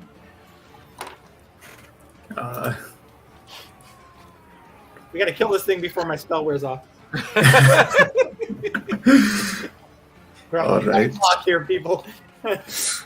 I'm not that I want to hurry you, but you know the frightened effect. Yeah, come on, let's get out of here. Oof. Vampiric touch misses, Okay. and wow. Okay, all of my attacks miss.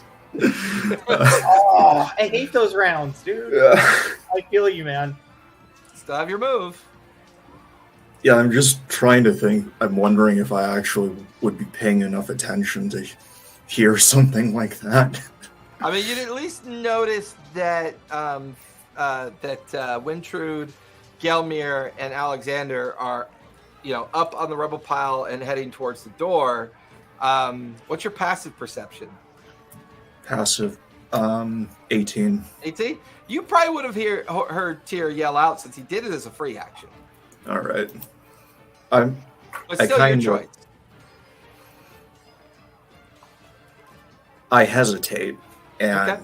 that it takes too long for me to decide between. Basically, I just stay there. Okay, so you stay in base with it. That'll take us to the top of the 7th round. Gelmir, you are up. You're standing alongside Wintrude right by the doorway. All right. So, how far is it to get within base of it? I would say it's about 75 feet. Okay. And don't forget, Gribbets is still flying around. Yeah. In fact, I'm going to put Okay. Gribbets up by you. Because when he's not giving orders, he's usually assisting you.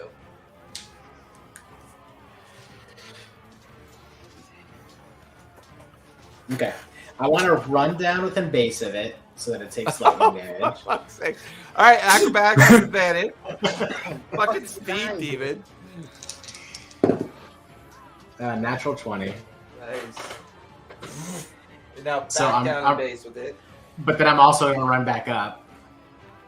Well, it's 75 feet down, Yeah, so I've got another 45, so I can get 45 a little feet. more than halfway up. Okay, so you run down, do that part first. Yeah. And then I'm going to shoot it 3 times. Well, I guess 2 times, and then I'll use my bonus action to tell Gribbets to follow Wintrude. Okay.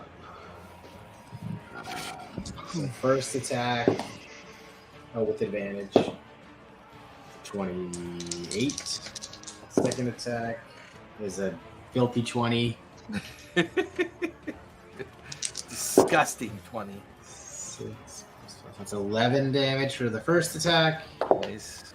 and 10 damage for the second attack. Okay. And then And for then- the lightning damage, that's 2 damage. Okay. For the Give me being one more 5 feet. acrobatics check as you run back up towards the door. That's 25. Yeah, that'll do it. As you're back in front of the door again. Fucking.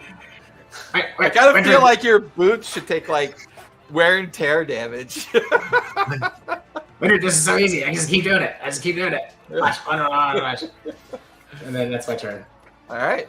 So I'll finish Gelmer's turn. Alexander, you're up. You're halfway up the rubble pile. There was a green blur. Like, Gelmer went running by you, down, shot the creature twice, and then came running back up to the doorway. You see Wintrude's just inside the doorway. Tyr has disengaged and is making his way towards the rubble pile, but Shogo is still down in base with it. Does it look injured? Oh, it looks hurt. And you're beginning to see the feral effect is fading. All right, I teleport to it and I attack twice.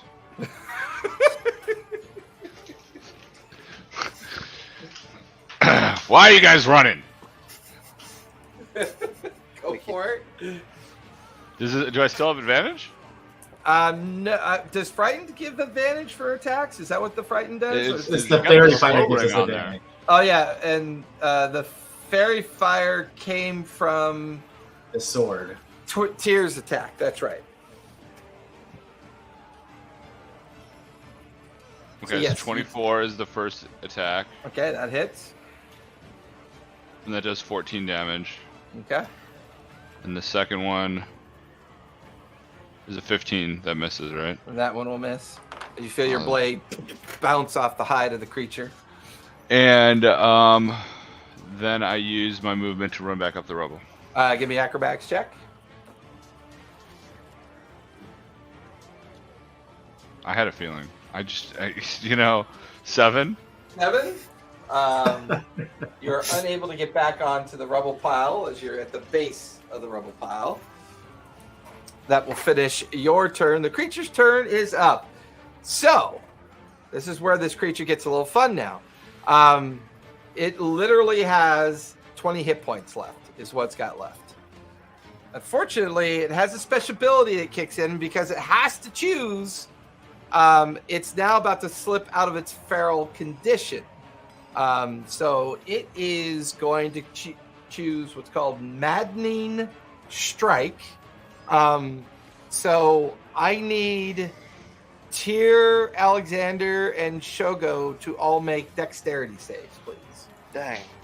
Why is it Am I always close so enough? scary? Yeah. I almost could have killed it. Yeah, you almost did. Yeah, it was close. Okay, dex save. 12. What'd you get, Alex? Oh my god. 12. Okay, that'll fail. I nat one. Oof, that'll fail for Tyr and Shogo. 9.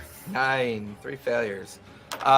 All 3 of you are struck by the flailing, like it's slipping out of its feral condition as it's no longer breathing in the spores, and it's in its maddened state of transitioning out of feral state and into its normal animalistic state. It just uses its whole body and starts flailing around in kind of confusion as these huge fists start pummeling down on each one of you. All 3 of you will each take 42 points of bludgeoning damage. Okay, as a reaction, Okay? in response to being damaged by a creature, I have not used this yet, is my Hellish Rebuke. Yes. Does it get a save on that? Nope. Oh yeah, Dex 17, you're right. Yep. 17. That's an 8 minus 2 or plus 2, so that's a 10. So that'll fail. 3d10. Let's go, baby. Don't get 19.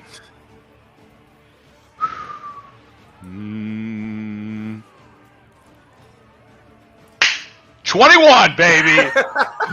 So as it comes out of its feral state, it starts flailing.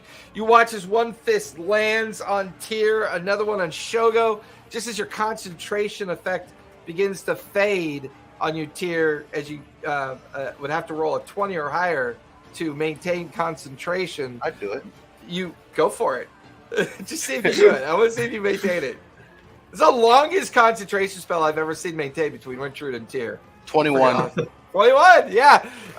But you immediately feel it fade as this kind of like darkened energy arcs out from Alexander getting hit, and it just slams and crawls up and down the body of this massive creature. It lets out one last gasp of like feral screaming and like animalistic rage as the entirety of the creature just like falls to the ground, and you guys can feel the ground shudder around it, but it lies on the ground still, not moving.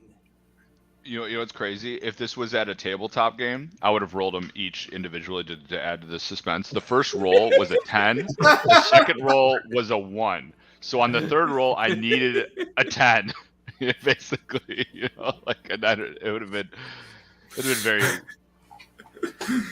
So as all of you kind of just looking around, this huge creature lies dead on the ground, and just like it takes one last rattling kind of deep breath, just and just lies still on the ground. What would you guys like to do? Do we still take the 34? It's what, 34 damage?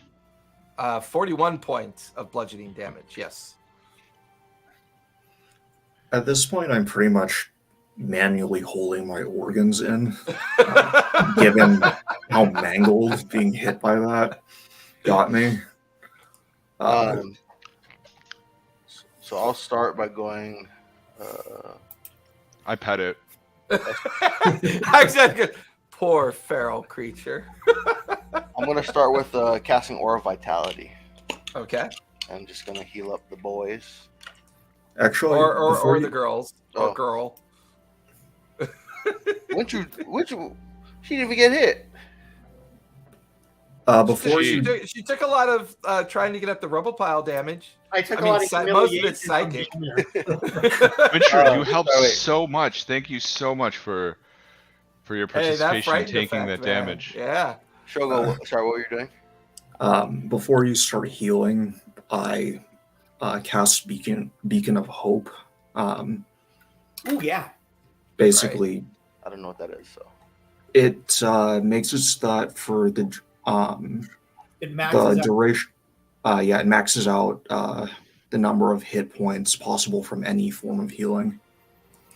So basically, whatever the top amount of healing you can do with your spell, that's Oh. going to Automatic. that number. Yeah. Yeah. all right, so I'll cast my Aura Vitality, which is concentration up to a minute. So 12 hit points times 10. I got one. That's 10. max. So That's a max 12 hit points. out. Yeah, So, it's max. how's everybody looking? Everybody's full. Wow, thank you. Thank you, Tyr. Alright, What spell was it's- that, Tier? No, it's like there's 10 separate ones to give. I guess the way that we Right. set it up, right? So I have 120 hit points. To give. Oh. Correct. So how's everybody looking? Is what I'm asking. To like how should I roll it out? I already healed myself to full. Now I got to figure this math out again. I'm 60 short. That's what you get. I only needed 10 of it. I need 75 hit. I'm pretty Okay. much dead on my feet at this point.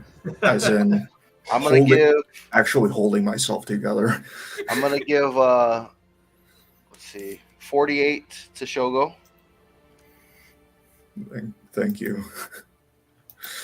I'm gonna hit myself for 24. And that leaves me, what is that? 72, 48 more to give. What do you get? What else you guys need? Gilmer, how much are you down? I'm down 60. I'm down 75. All right, so But I'm invincible. So I can't die. I'm immortal. I'll give 24 and 24 to you two. I mean, my pact with, my demon friend said that I can't die, so it's DMs has to take that as actual. Is your demon friend Gelmir? Because I'm pretty sure he was the one who made that. Wait, how That's long? a side story that we have not explored yet that I think would be Wait, interesting. How long does Beacon of Hope last for? What? Sorry, what? How long does Beacon of Hope last for? It lasts for, I think, 1 minute, same amount. Yeah, I think Yeah, it's 1 which- minute. which is as long as your spell effect lasts for it, Tier, up to a minute. Yeah, I was gonna say if it lasts longer, I would maybe cast it again. Get everyone. We could also take a short rest. Oh yeah, I guess so.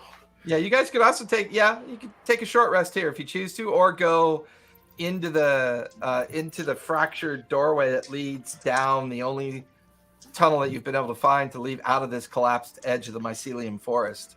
Well, I asked the group, is there any reason that you guys would like to befriend this creature? Because if not, I want to harvest it. I feel like Dead. a lot of people haven't killed this type of creature before, and well, though I don't know the next time we're going to be back in town, I feel like its hide and possibly some of its organs might be as creepy as that sounds. As Alexander's saying this, I'm gonna spend the few seconds stabbing it like 600 times. Because I'm so fast, you just see a lightning bolt. So, That Alexander, was you want to planned. try to harvest certain parts of it? Yeah, like its Give heart me- and its hide. Okay. So And, go ahead and yeah. give me Maybe some survival. bones. Yeah, give me survival for starters. Okay, that's a 12. But now I give might have me- help. I got people here. Well, I leave that up to them. Well, I mean, you can say I'm helping because I'm. Okay, Carving it that's up. fine. So So you now can roll again, see if it's higher than a 12. 21. All right, there you go. 12 in reverse. Go figure. That is interesting. So right now, Alexander is examining it, trying to figure out what to harvest from it. Gelmir is helping in a very strange kind of lightning-like blur way. Shogo and Tyr doing your healing activities. Wintrude, anything you want to do while this is going on? I'm not climbing back down there to do anything.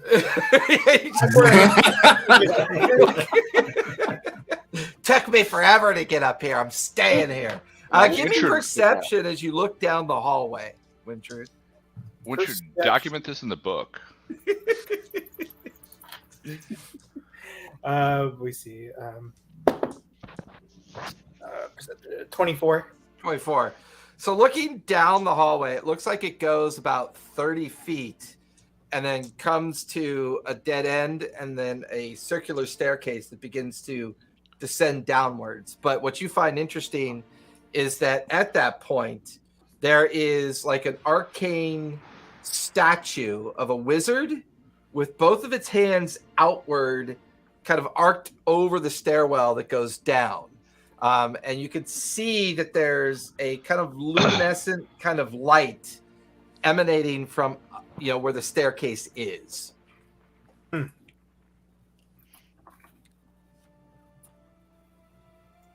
So is there a reason why we're not just continuing? Well, the heart and the bones I feel like could be used for some sort of alchemy, and then I want to get a coat. And if you guys want, I could get some extra, for a nice hide to go around the shoulders. I think it would look pretty cool. So that's where I'm going. But you guys can go on up ahead. I'll catch up. How big are its teeth? See, now I you're mean, thinking. they're like, its big teeth are like 3 or 4 feet long. Its smaller teeth are like maybe a couple feet long. I want to put one of the big ones into the portable hole. I was gonna ask for you to do that for me, but Okay. uh, So- Two in. So I'll say, Alexander, go ahead and give me a medicine check. Oh, I'm not really good for. 4. Now give me a strength check with disadvantage.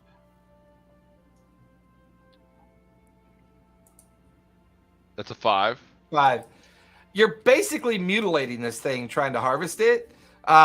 Like you're cutting away at its skin, and you recover like a little 3-foot section of its skin, but it's not very well harvested. To do more might take more time, but you start.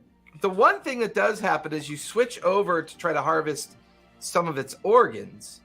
You inadvertently slit open a section of its belly, and the entire stomach just spills out onto the ground. And there's a half dozen skeletons in various states of decomposure that kind of spill out of its gut. anything valuable in the Give me gut? investigation, see if there's anything in the muck and vile mess. 21. 21. They're wearing armor. Most of the organic material that makes up what they would be wearing or kind of on their bodies are all in various states of decay from the stomach acid. There is one particular item that you find on one of the skeletons that doesn't look like it's suffered any damage, even though the skeleton looks to be old. It is a gold band around their left ring finger. That's pretty good investigation. I'll pick that up then. You take it off their finger. Do I see any inscriptions or? Looking at it, it is completely plain as can be. I'll just put it in my pocket for now. Okay. I'm covering myself in blood. I'm really getting in there. I'm I'm gonna find this heart, and I'm really I'm going in. I'm coming out from Breath of Era.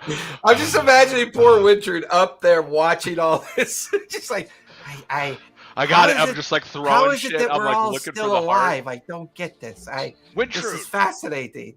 in one of those books, does it say where the heart would be? I'm really having trouble finding it. I lost all my books. What? You don't. I thought you had a memory. Oh, what? It's where the home is. That's what I heard. That makes Give sense. me another medicine check as you begin to swim up into its chest cavity, trying to find this heart. Definitely better. It's a 12. A Get 12? closer. I mean, you get up above the upper intestinal area and where the stomach used to be. You're looking around in this goo and mush inside of its chest. You come back out again, covered with blood, unable to find the heart. I bet if Alright, Robin was here, she could find some type of adrenal gland and give us some adrenaline potion. All right, I just cut randomly. I'm taking 5 things I'm just cutting things and throwing them in the bag. I'll look at it later. They're so my finishing thing is I cut a bunch of organs, try to throw it in a bag, and then just take as much hair is try to later craft into a coat as possible. And as mauled and as horribly cut as it is, I'm just taking massive sections and storing as much as I can. In your bag of holding? I'm climbing bag up of to holding. Wintrude. Okay. Tyr, what's that? I'm going up to Wintrude. I'm climbing up already. Yeah. Wintrude Tyr's now alongside you. My throat is sore from.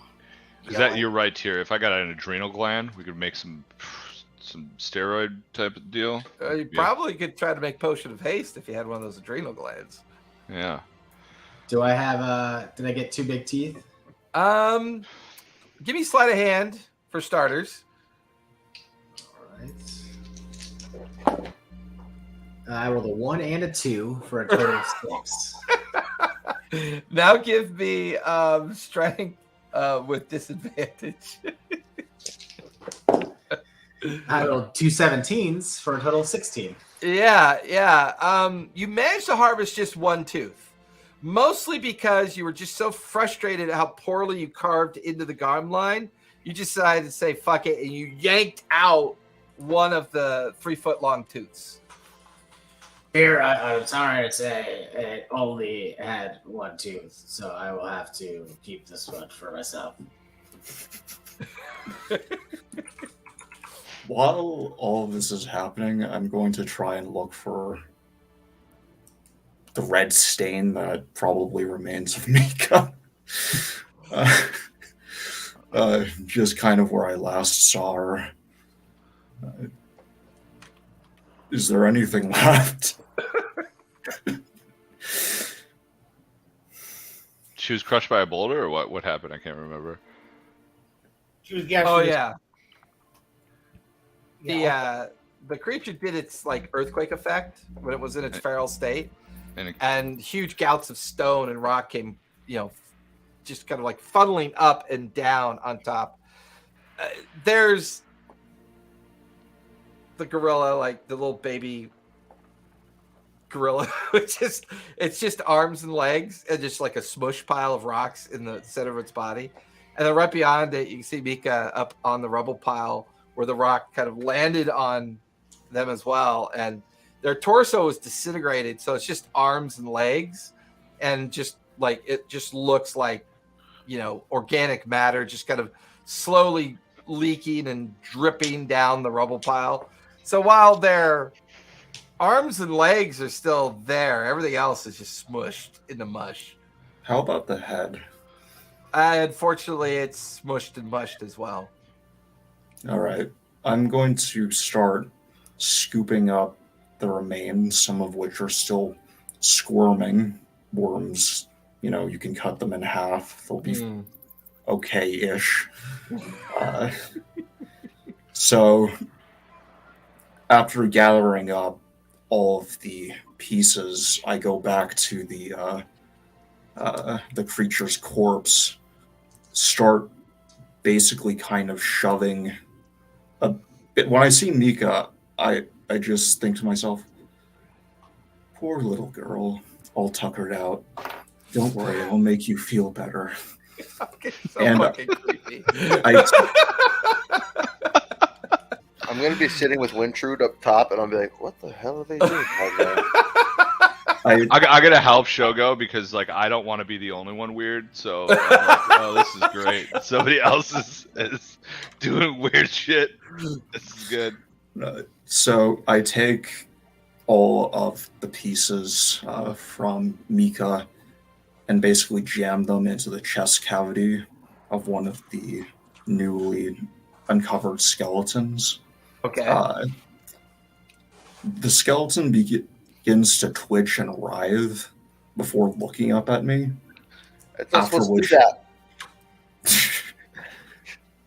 After which it immediately begins to try and strangle me.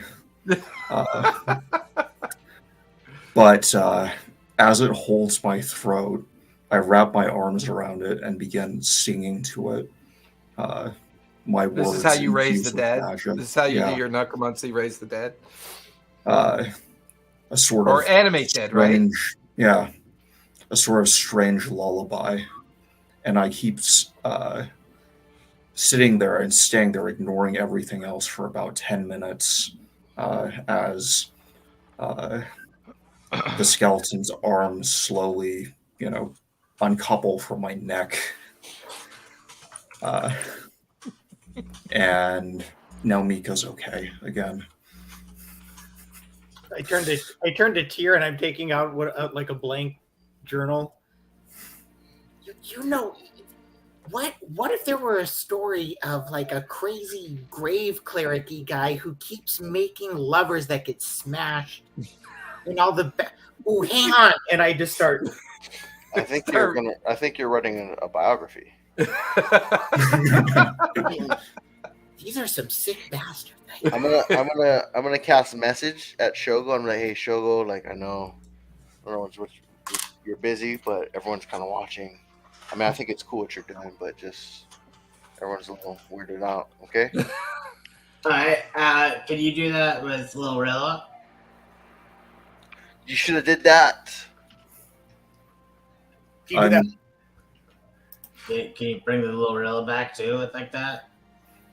When I hear all this, I just turn around and go, Miko and go back to my song. Wait, to me or to him? To Mika. Gelmir, did you open the book and see if there's any gems inside this dude's belly? Because I saw some shiny things when I was in there, just saying. And then I kind of run up to Winshard and the rest of them. Yeah, I just have to give Glorilla a proper burial, and then I'm just gonna like kick a little bit of dirt over what's left. Just be like, "You we missed. You were good." And then I'm gonna open up the gems book and start looking for the gems. You open up the book and see if there's any patterns of illusionary trails to gems. I mean, there's lots of faded trails back up in the direction in towards the tunnel that Tyr, Wintrude, and Alexander are located at. You don't see any arcane wisps towards the creature. So as far as you're concerned, Alexander must have already stolen them.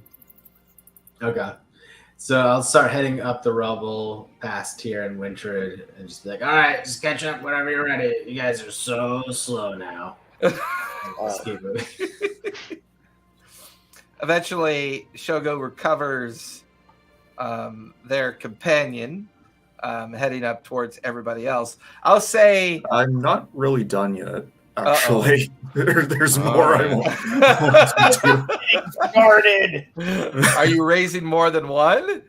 Yeah. Oh, Mika so needs older okay. brothers So to there's protect 5 her. skeletons left.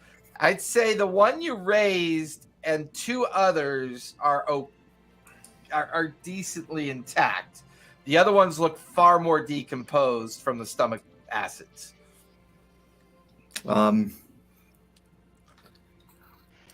That's all right. I think what I'll do, just to make them better protectors for Mika, is I'm going to basically disassemble and add the second 2 into the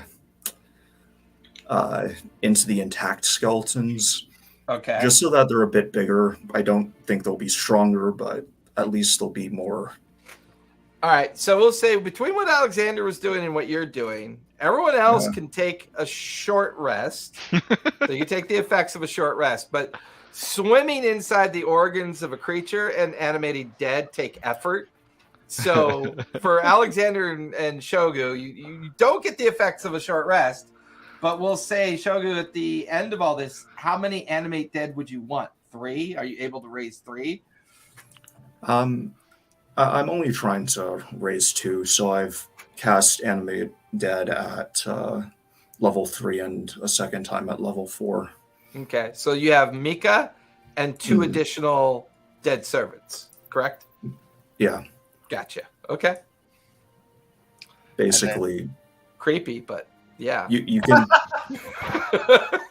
you can see worms acting as replacement tendons and muscles. You also get 1d8 extra for short rest, song of rest from me. Yep, song of rest, because Tyr has song of rest up. All right. Ooh, okay. 1d8 And- took a short rest. Oh, sorry. Whenever So I I get a am, D8 too, or just the 3? No, just for those that took a short rest. Okay.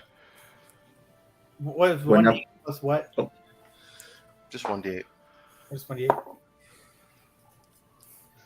whenever I animate any of the undead, their immediate first instinct is to kill me. or at least try. Yeah. Hey, Shogo, I'm not exactly read up in this area too strongly, but the dead, I'm pretty sure, like to stay dead.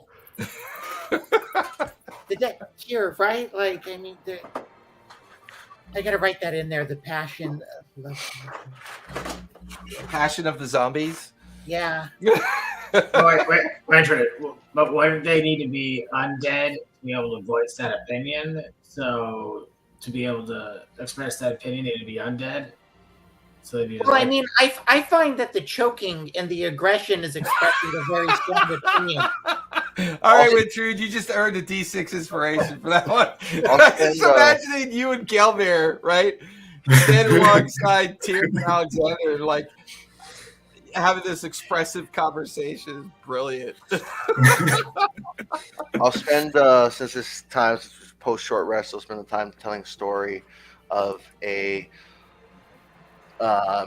mythical goblin who was so fast. He was faster than the speed of light, and everywhere he ran, the lightning followed to give everyone inspiring leader temporary health. Okay. Who is this goblin here? I just did it. He's mythological. I don't know. He was just a story I heard. Gelmir the Flash. 16 health. Oh, nice. 16 temp. Could it be me? I mean, I ran back to the past and became a god. maybe, possibly. I don't know. I'll have to talk to the guy who I heard the story from. I mean, it's an old tale. It's older than even Blackcloak himself, I think. Could we go right now? Well, no, not right now. We're in the dungeon of the Mad Mage. So I think. Yeah, but I mean, like, let's just forget it. Let's just go. One day we'll learn the true origins of this goblin. This goblin. All right, Wintrude, start finding those books on this lightning goblin. The books of what? With the who? Take it up with Tyr. You guys need to focus more time on finding stories about this lightning. Well, I've got this. I kind of have this romance scene going on. I normally write like throbbing and pulsing, but now I get to write things like festering.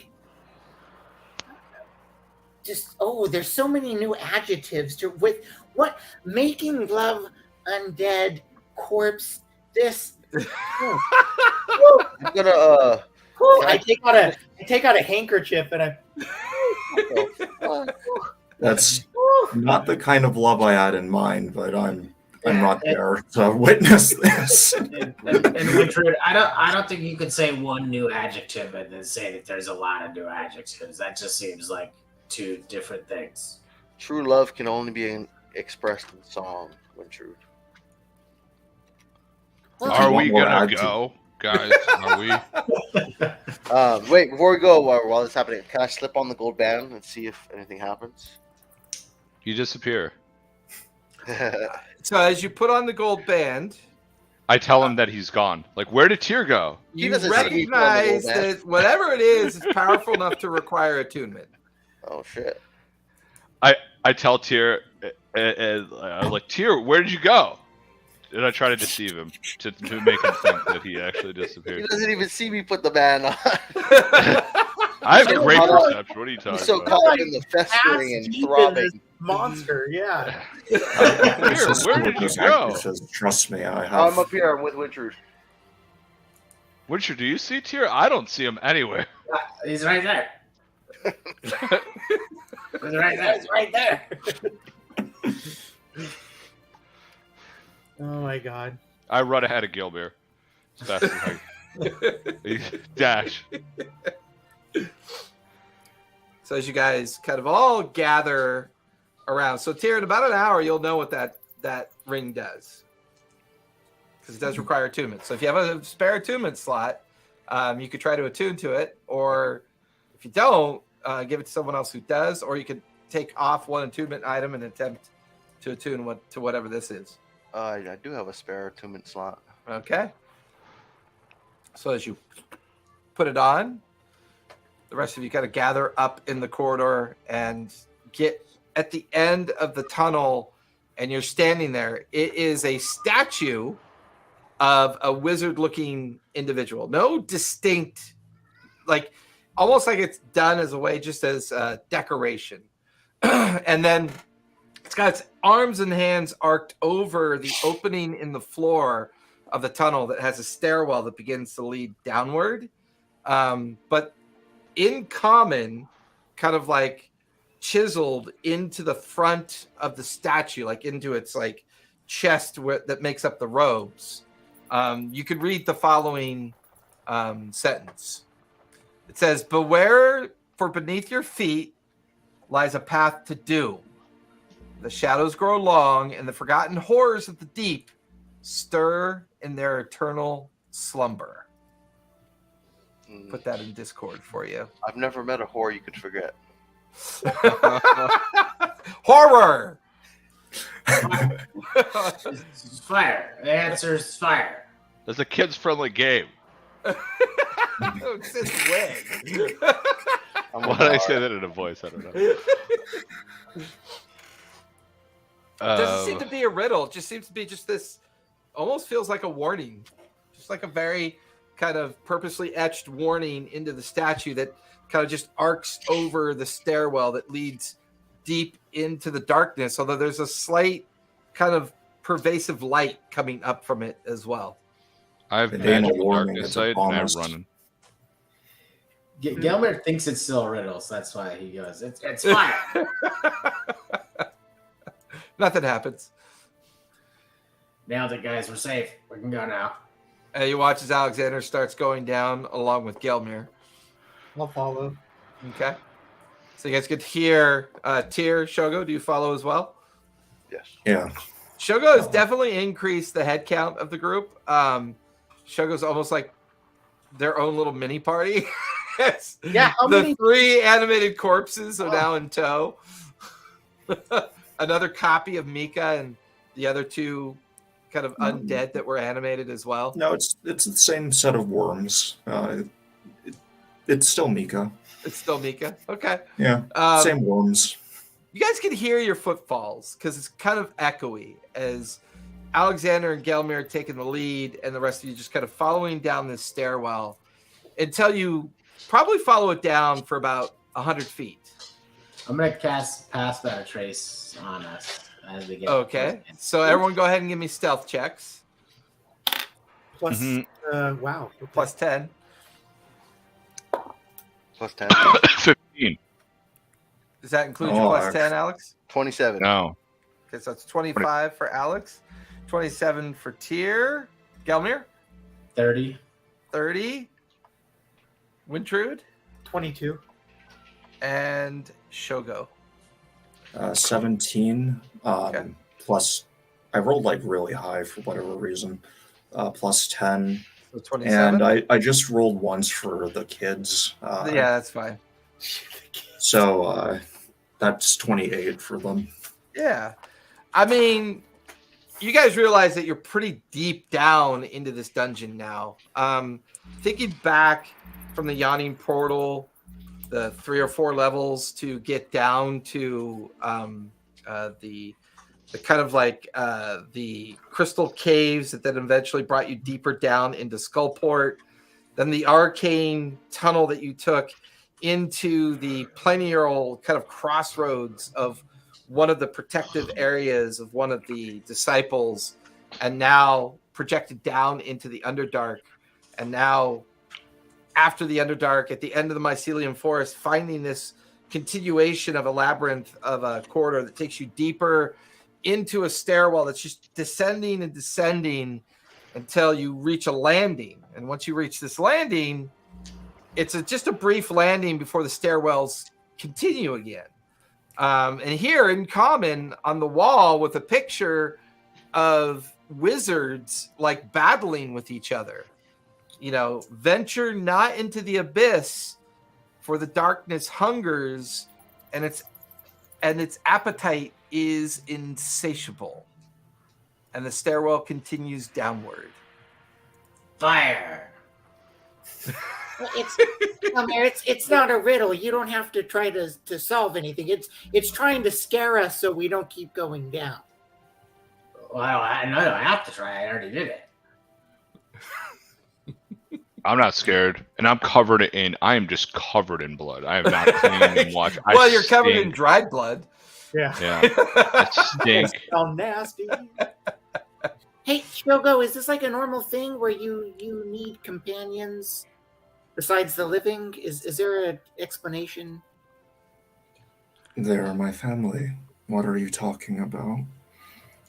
Yeah, don't be rude. Wind rude. Wind rude. Rude. Regardless, magical sight or dark vision or not, something tells me we should stay out of the shadows for a while. I don't think this is completely a metaphor, whatever this is saying. Oh, I like literalism. That's okay. You Is guys this a- continue going down? I do have my journal while I was writing this fiction, and I kind of turn to tear every once in a while about like,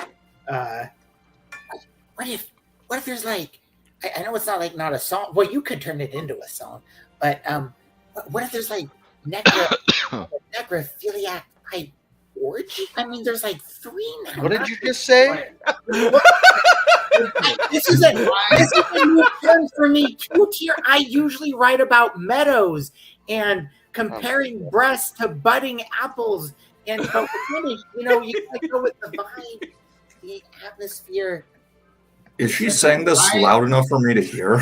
I mean, well, yeah, because you guys are like at the landing. It's not a very big landing, and just reading the warning up on the wall with the kind of like carved images of wizards fighting each other on the wall.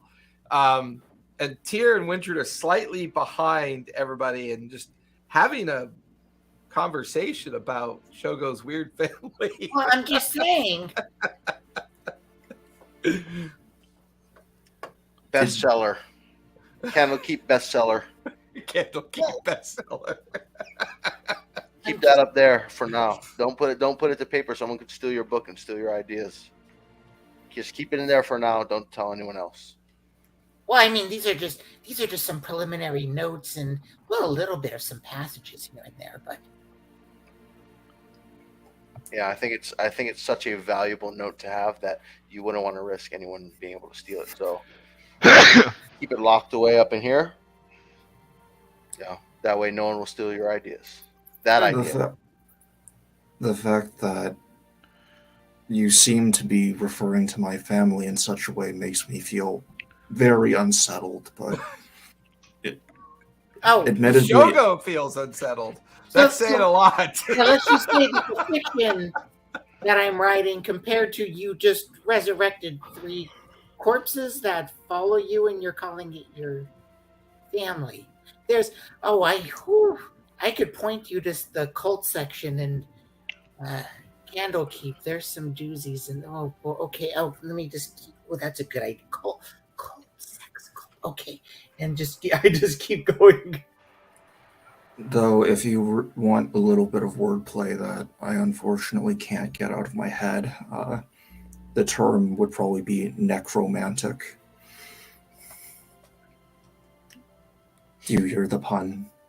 Necromantic. Ooh, I like that. Let me hang on. And now that's out into the world. Lovely. Why did I say that? I think that There you was, go, that Richard. was Your used book title before. is Chilled Graves, Warmed Loins.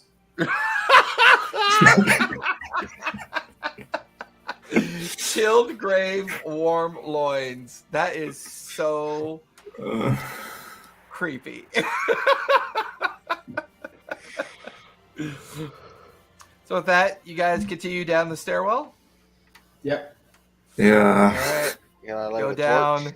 another 60 feet to another landing where you find another warning. And I will put that in Discord as well.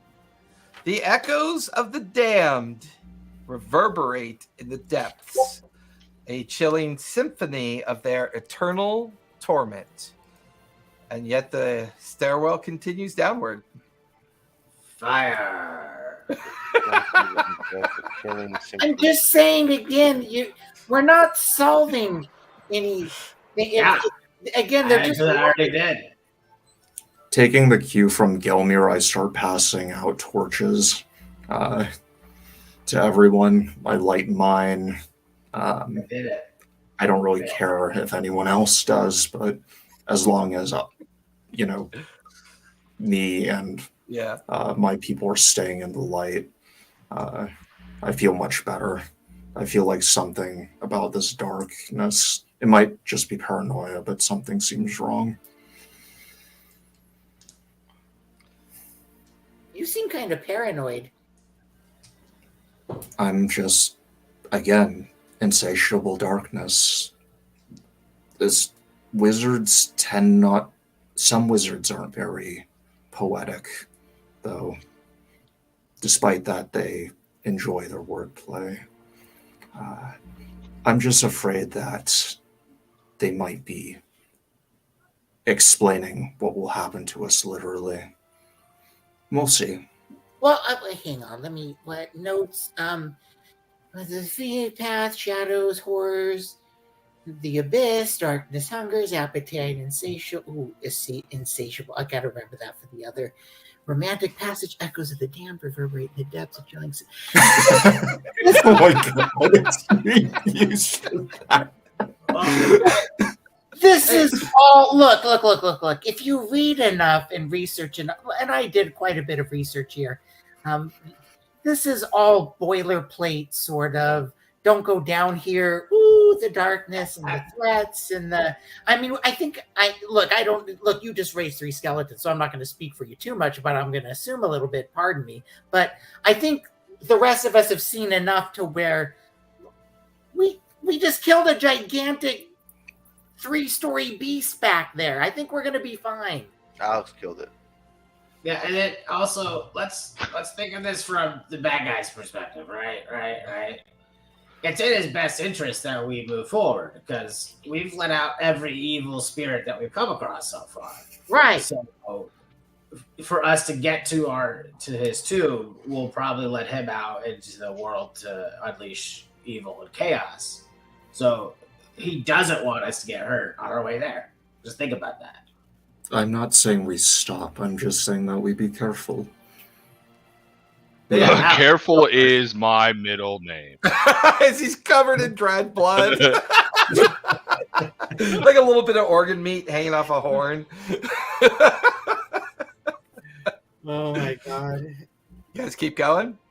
Yeah. Yeah. All right, I'm going trying to deeper trek and far deeper. ahead. Like I'm burning through this waiting to hit a trap. All right, what was that warning? Oh, okay, yeah, that one. Which trap Once do I again, wanna you unleash find on him now? go down another 75 feet, find yet another warning. This time it's a picture of the creature that you just fought.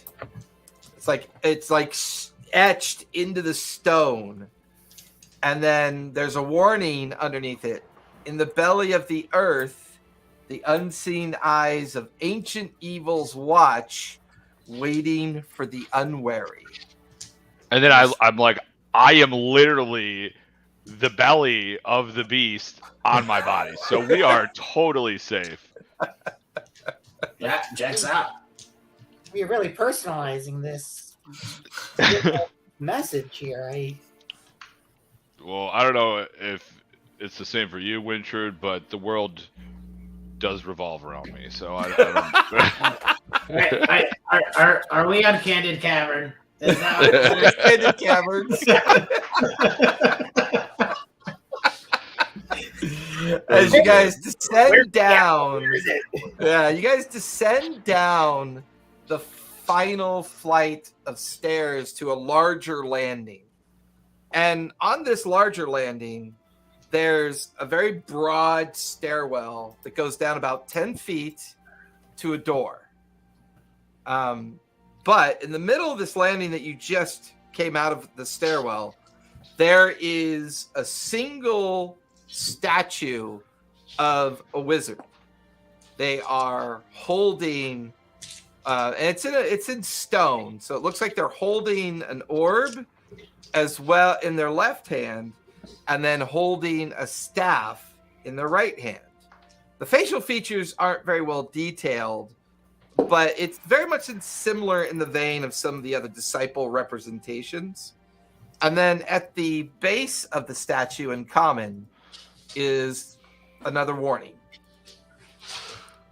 The path below is a serpent's nest, where death wears 1,000 faces and mercy is but a forgotten dream. And as you read the statue, at the base of the statue, you look beyond to the wide stairwell that only goes down 10 feet to just a finished cavern wall with a door in it. The door is framed as a mythological creature that all of you would immediately recognize as a minotaur. And the legs, chest, upper body, and the head make up the door frame. The door itself is like this heavy, kind of like wooden structure with like metal bands running through it. It's maybe about 5 feet wide, 6 feet tall, and it's got a simple iron handle on it as well. There's a strange sense that this spot is very much not been visited for a very long time. And you could hear, you don't even need to make a perception roll, because for a couple of you, your passive perception is pretty good. You could hear what sounds like dragging sounds, like something being dragged. And it's very faint, and it feels like it's coming from the other side of this door. And that's where we're going to stop tonight, because it's already 5 minutes past. But I feel like if you start this door sequence and into the labyrinth beyond, it's going to take some time. You guys are officially the entrance of the final disciple and getting closer to Blackcloak's laboratory and tomb, as we are now very deep into this part of the arc. So how are we looking for next week? Are we all good for next Sunday? Everybody good? I'll be in Mexico. Oh, that's right. You're going to Mexico. So are we playing with 4? I'm not going to be here either. I'm being Okay. Canada. All right. So the 9th, we are off, which is probably good because that's my birthday eve. So that's good. I turned 52 on July 10th. Are we good for the 16th? Is everybody back and available for the 16th? 16th, I will probably have to miss. You guys' schedule suck. Well, that's a probably, Gelmir. So like 85%. Okay, well, let us know for sure. If not, if you guys want to play with 4, let me know. But for now, we're taking the 9th off. I can tell you right now if you want to give me a second. I just got to check your schedule. I have tickets to the Tina Turner musical that day. Oh, gotcha. Tina Turner musical? Is it a cover band? I hope it's a cover band, or that's no. It's like an actual musical, like a play about her life. Gotcha. Yeah, I will be out because I'm gonna have to leave. Okay, so the question is who else is not available the 16th? Anybody else? So let's plan on playing with 4 for now, because it is a doable session with 4, especially now that Shogo has a family. That definitely increases the target-rich environment. For everybody else, we are off next Sunday, but we will be back the following Sunday. You guys go ahead and linger. Got a couple more questions. Okay. Everybody else, please be safe, be kind. Don't forget to play a game. We'll be back in a couple hours for Fool's Errand. Other than that, good night, everybody. One of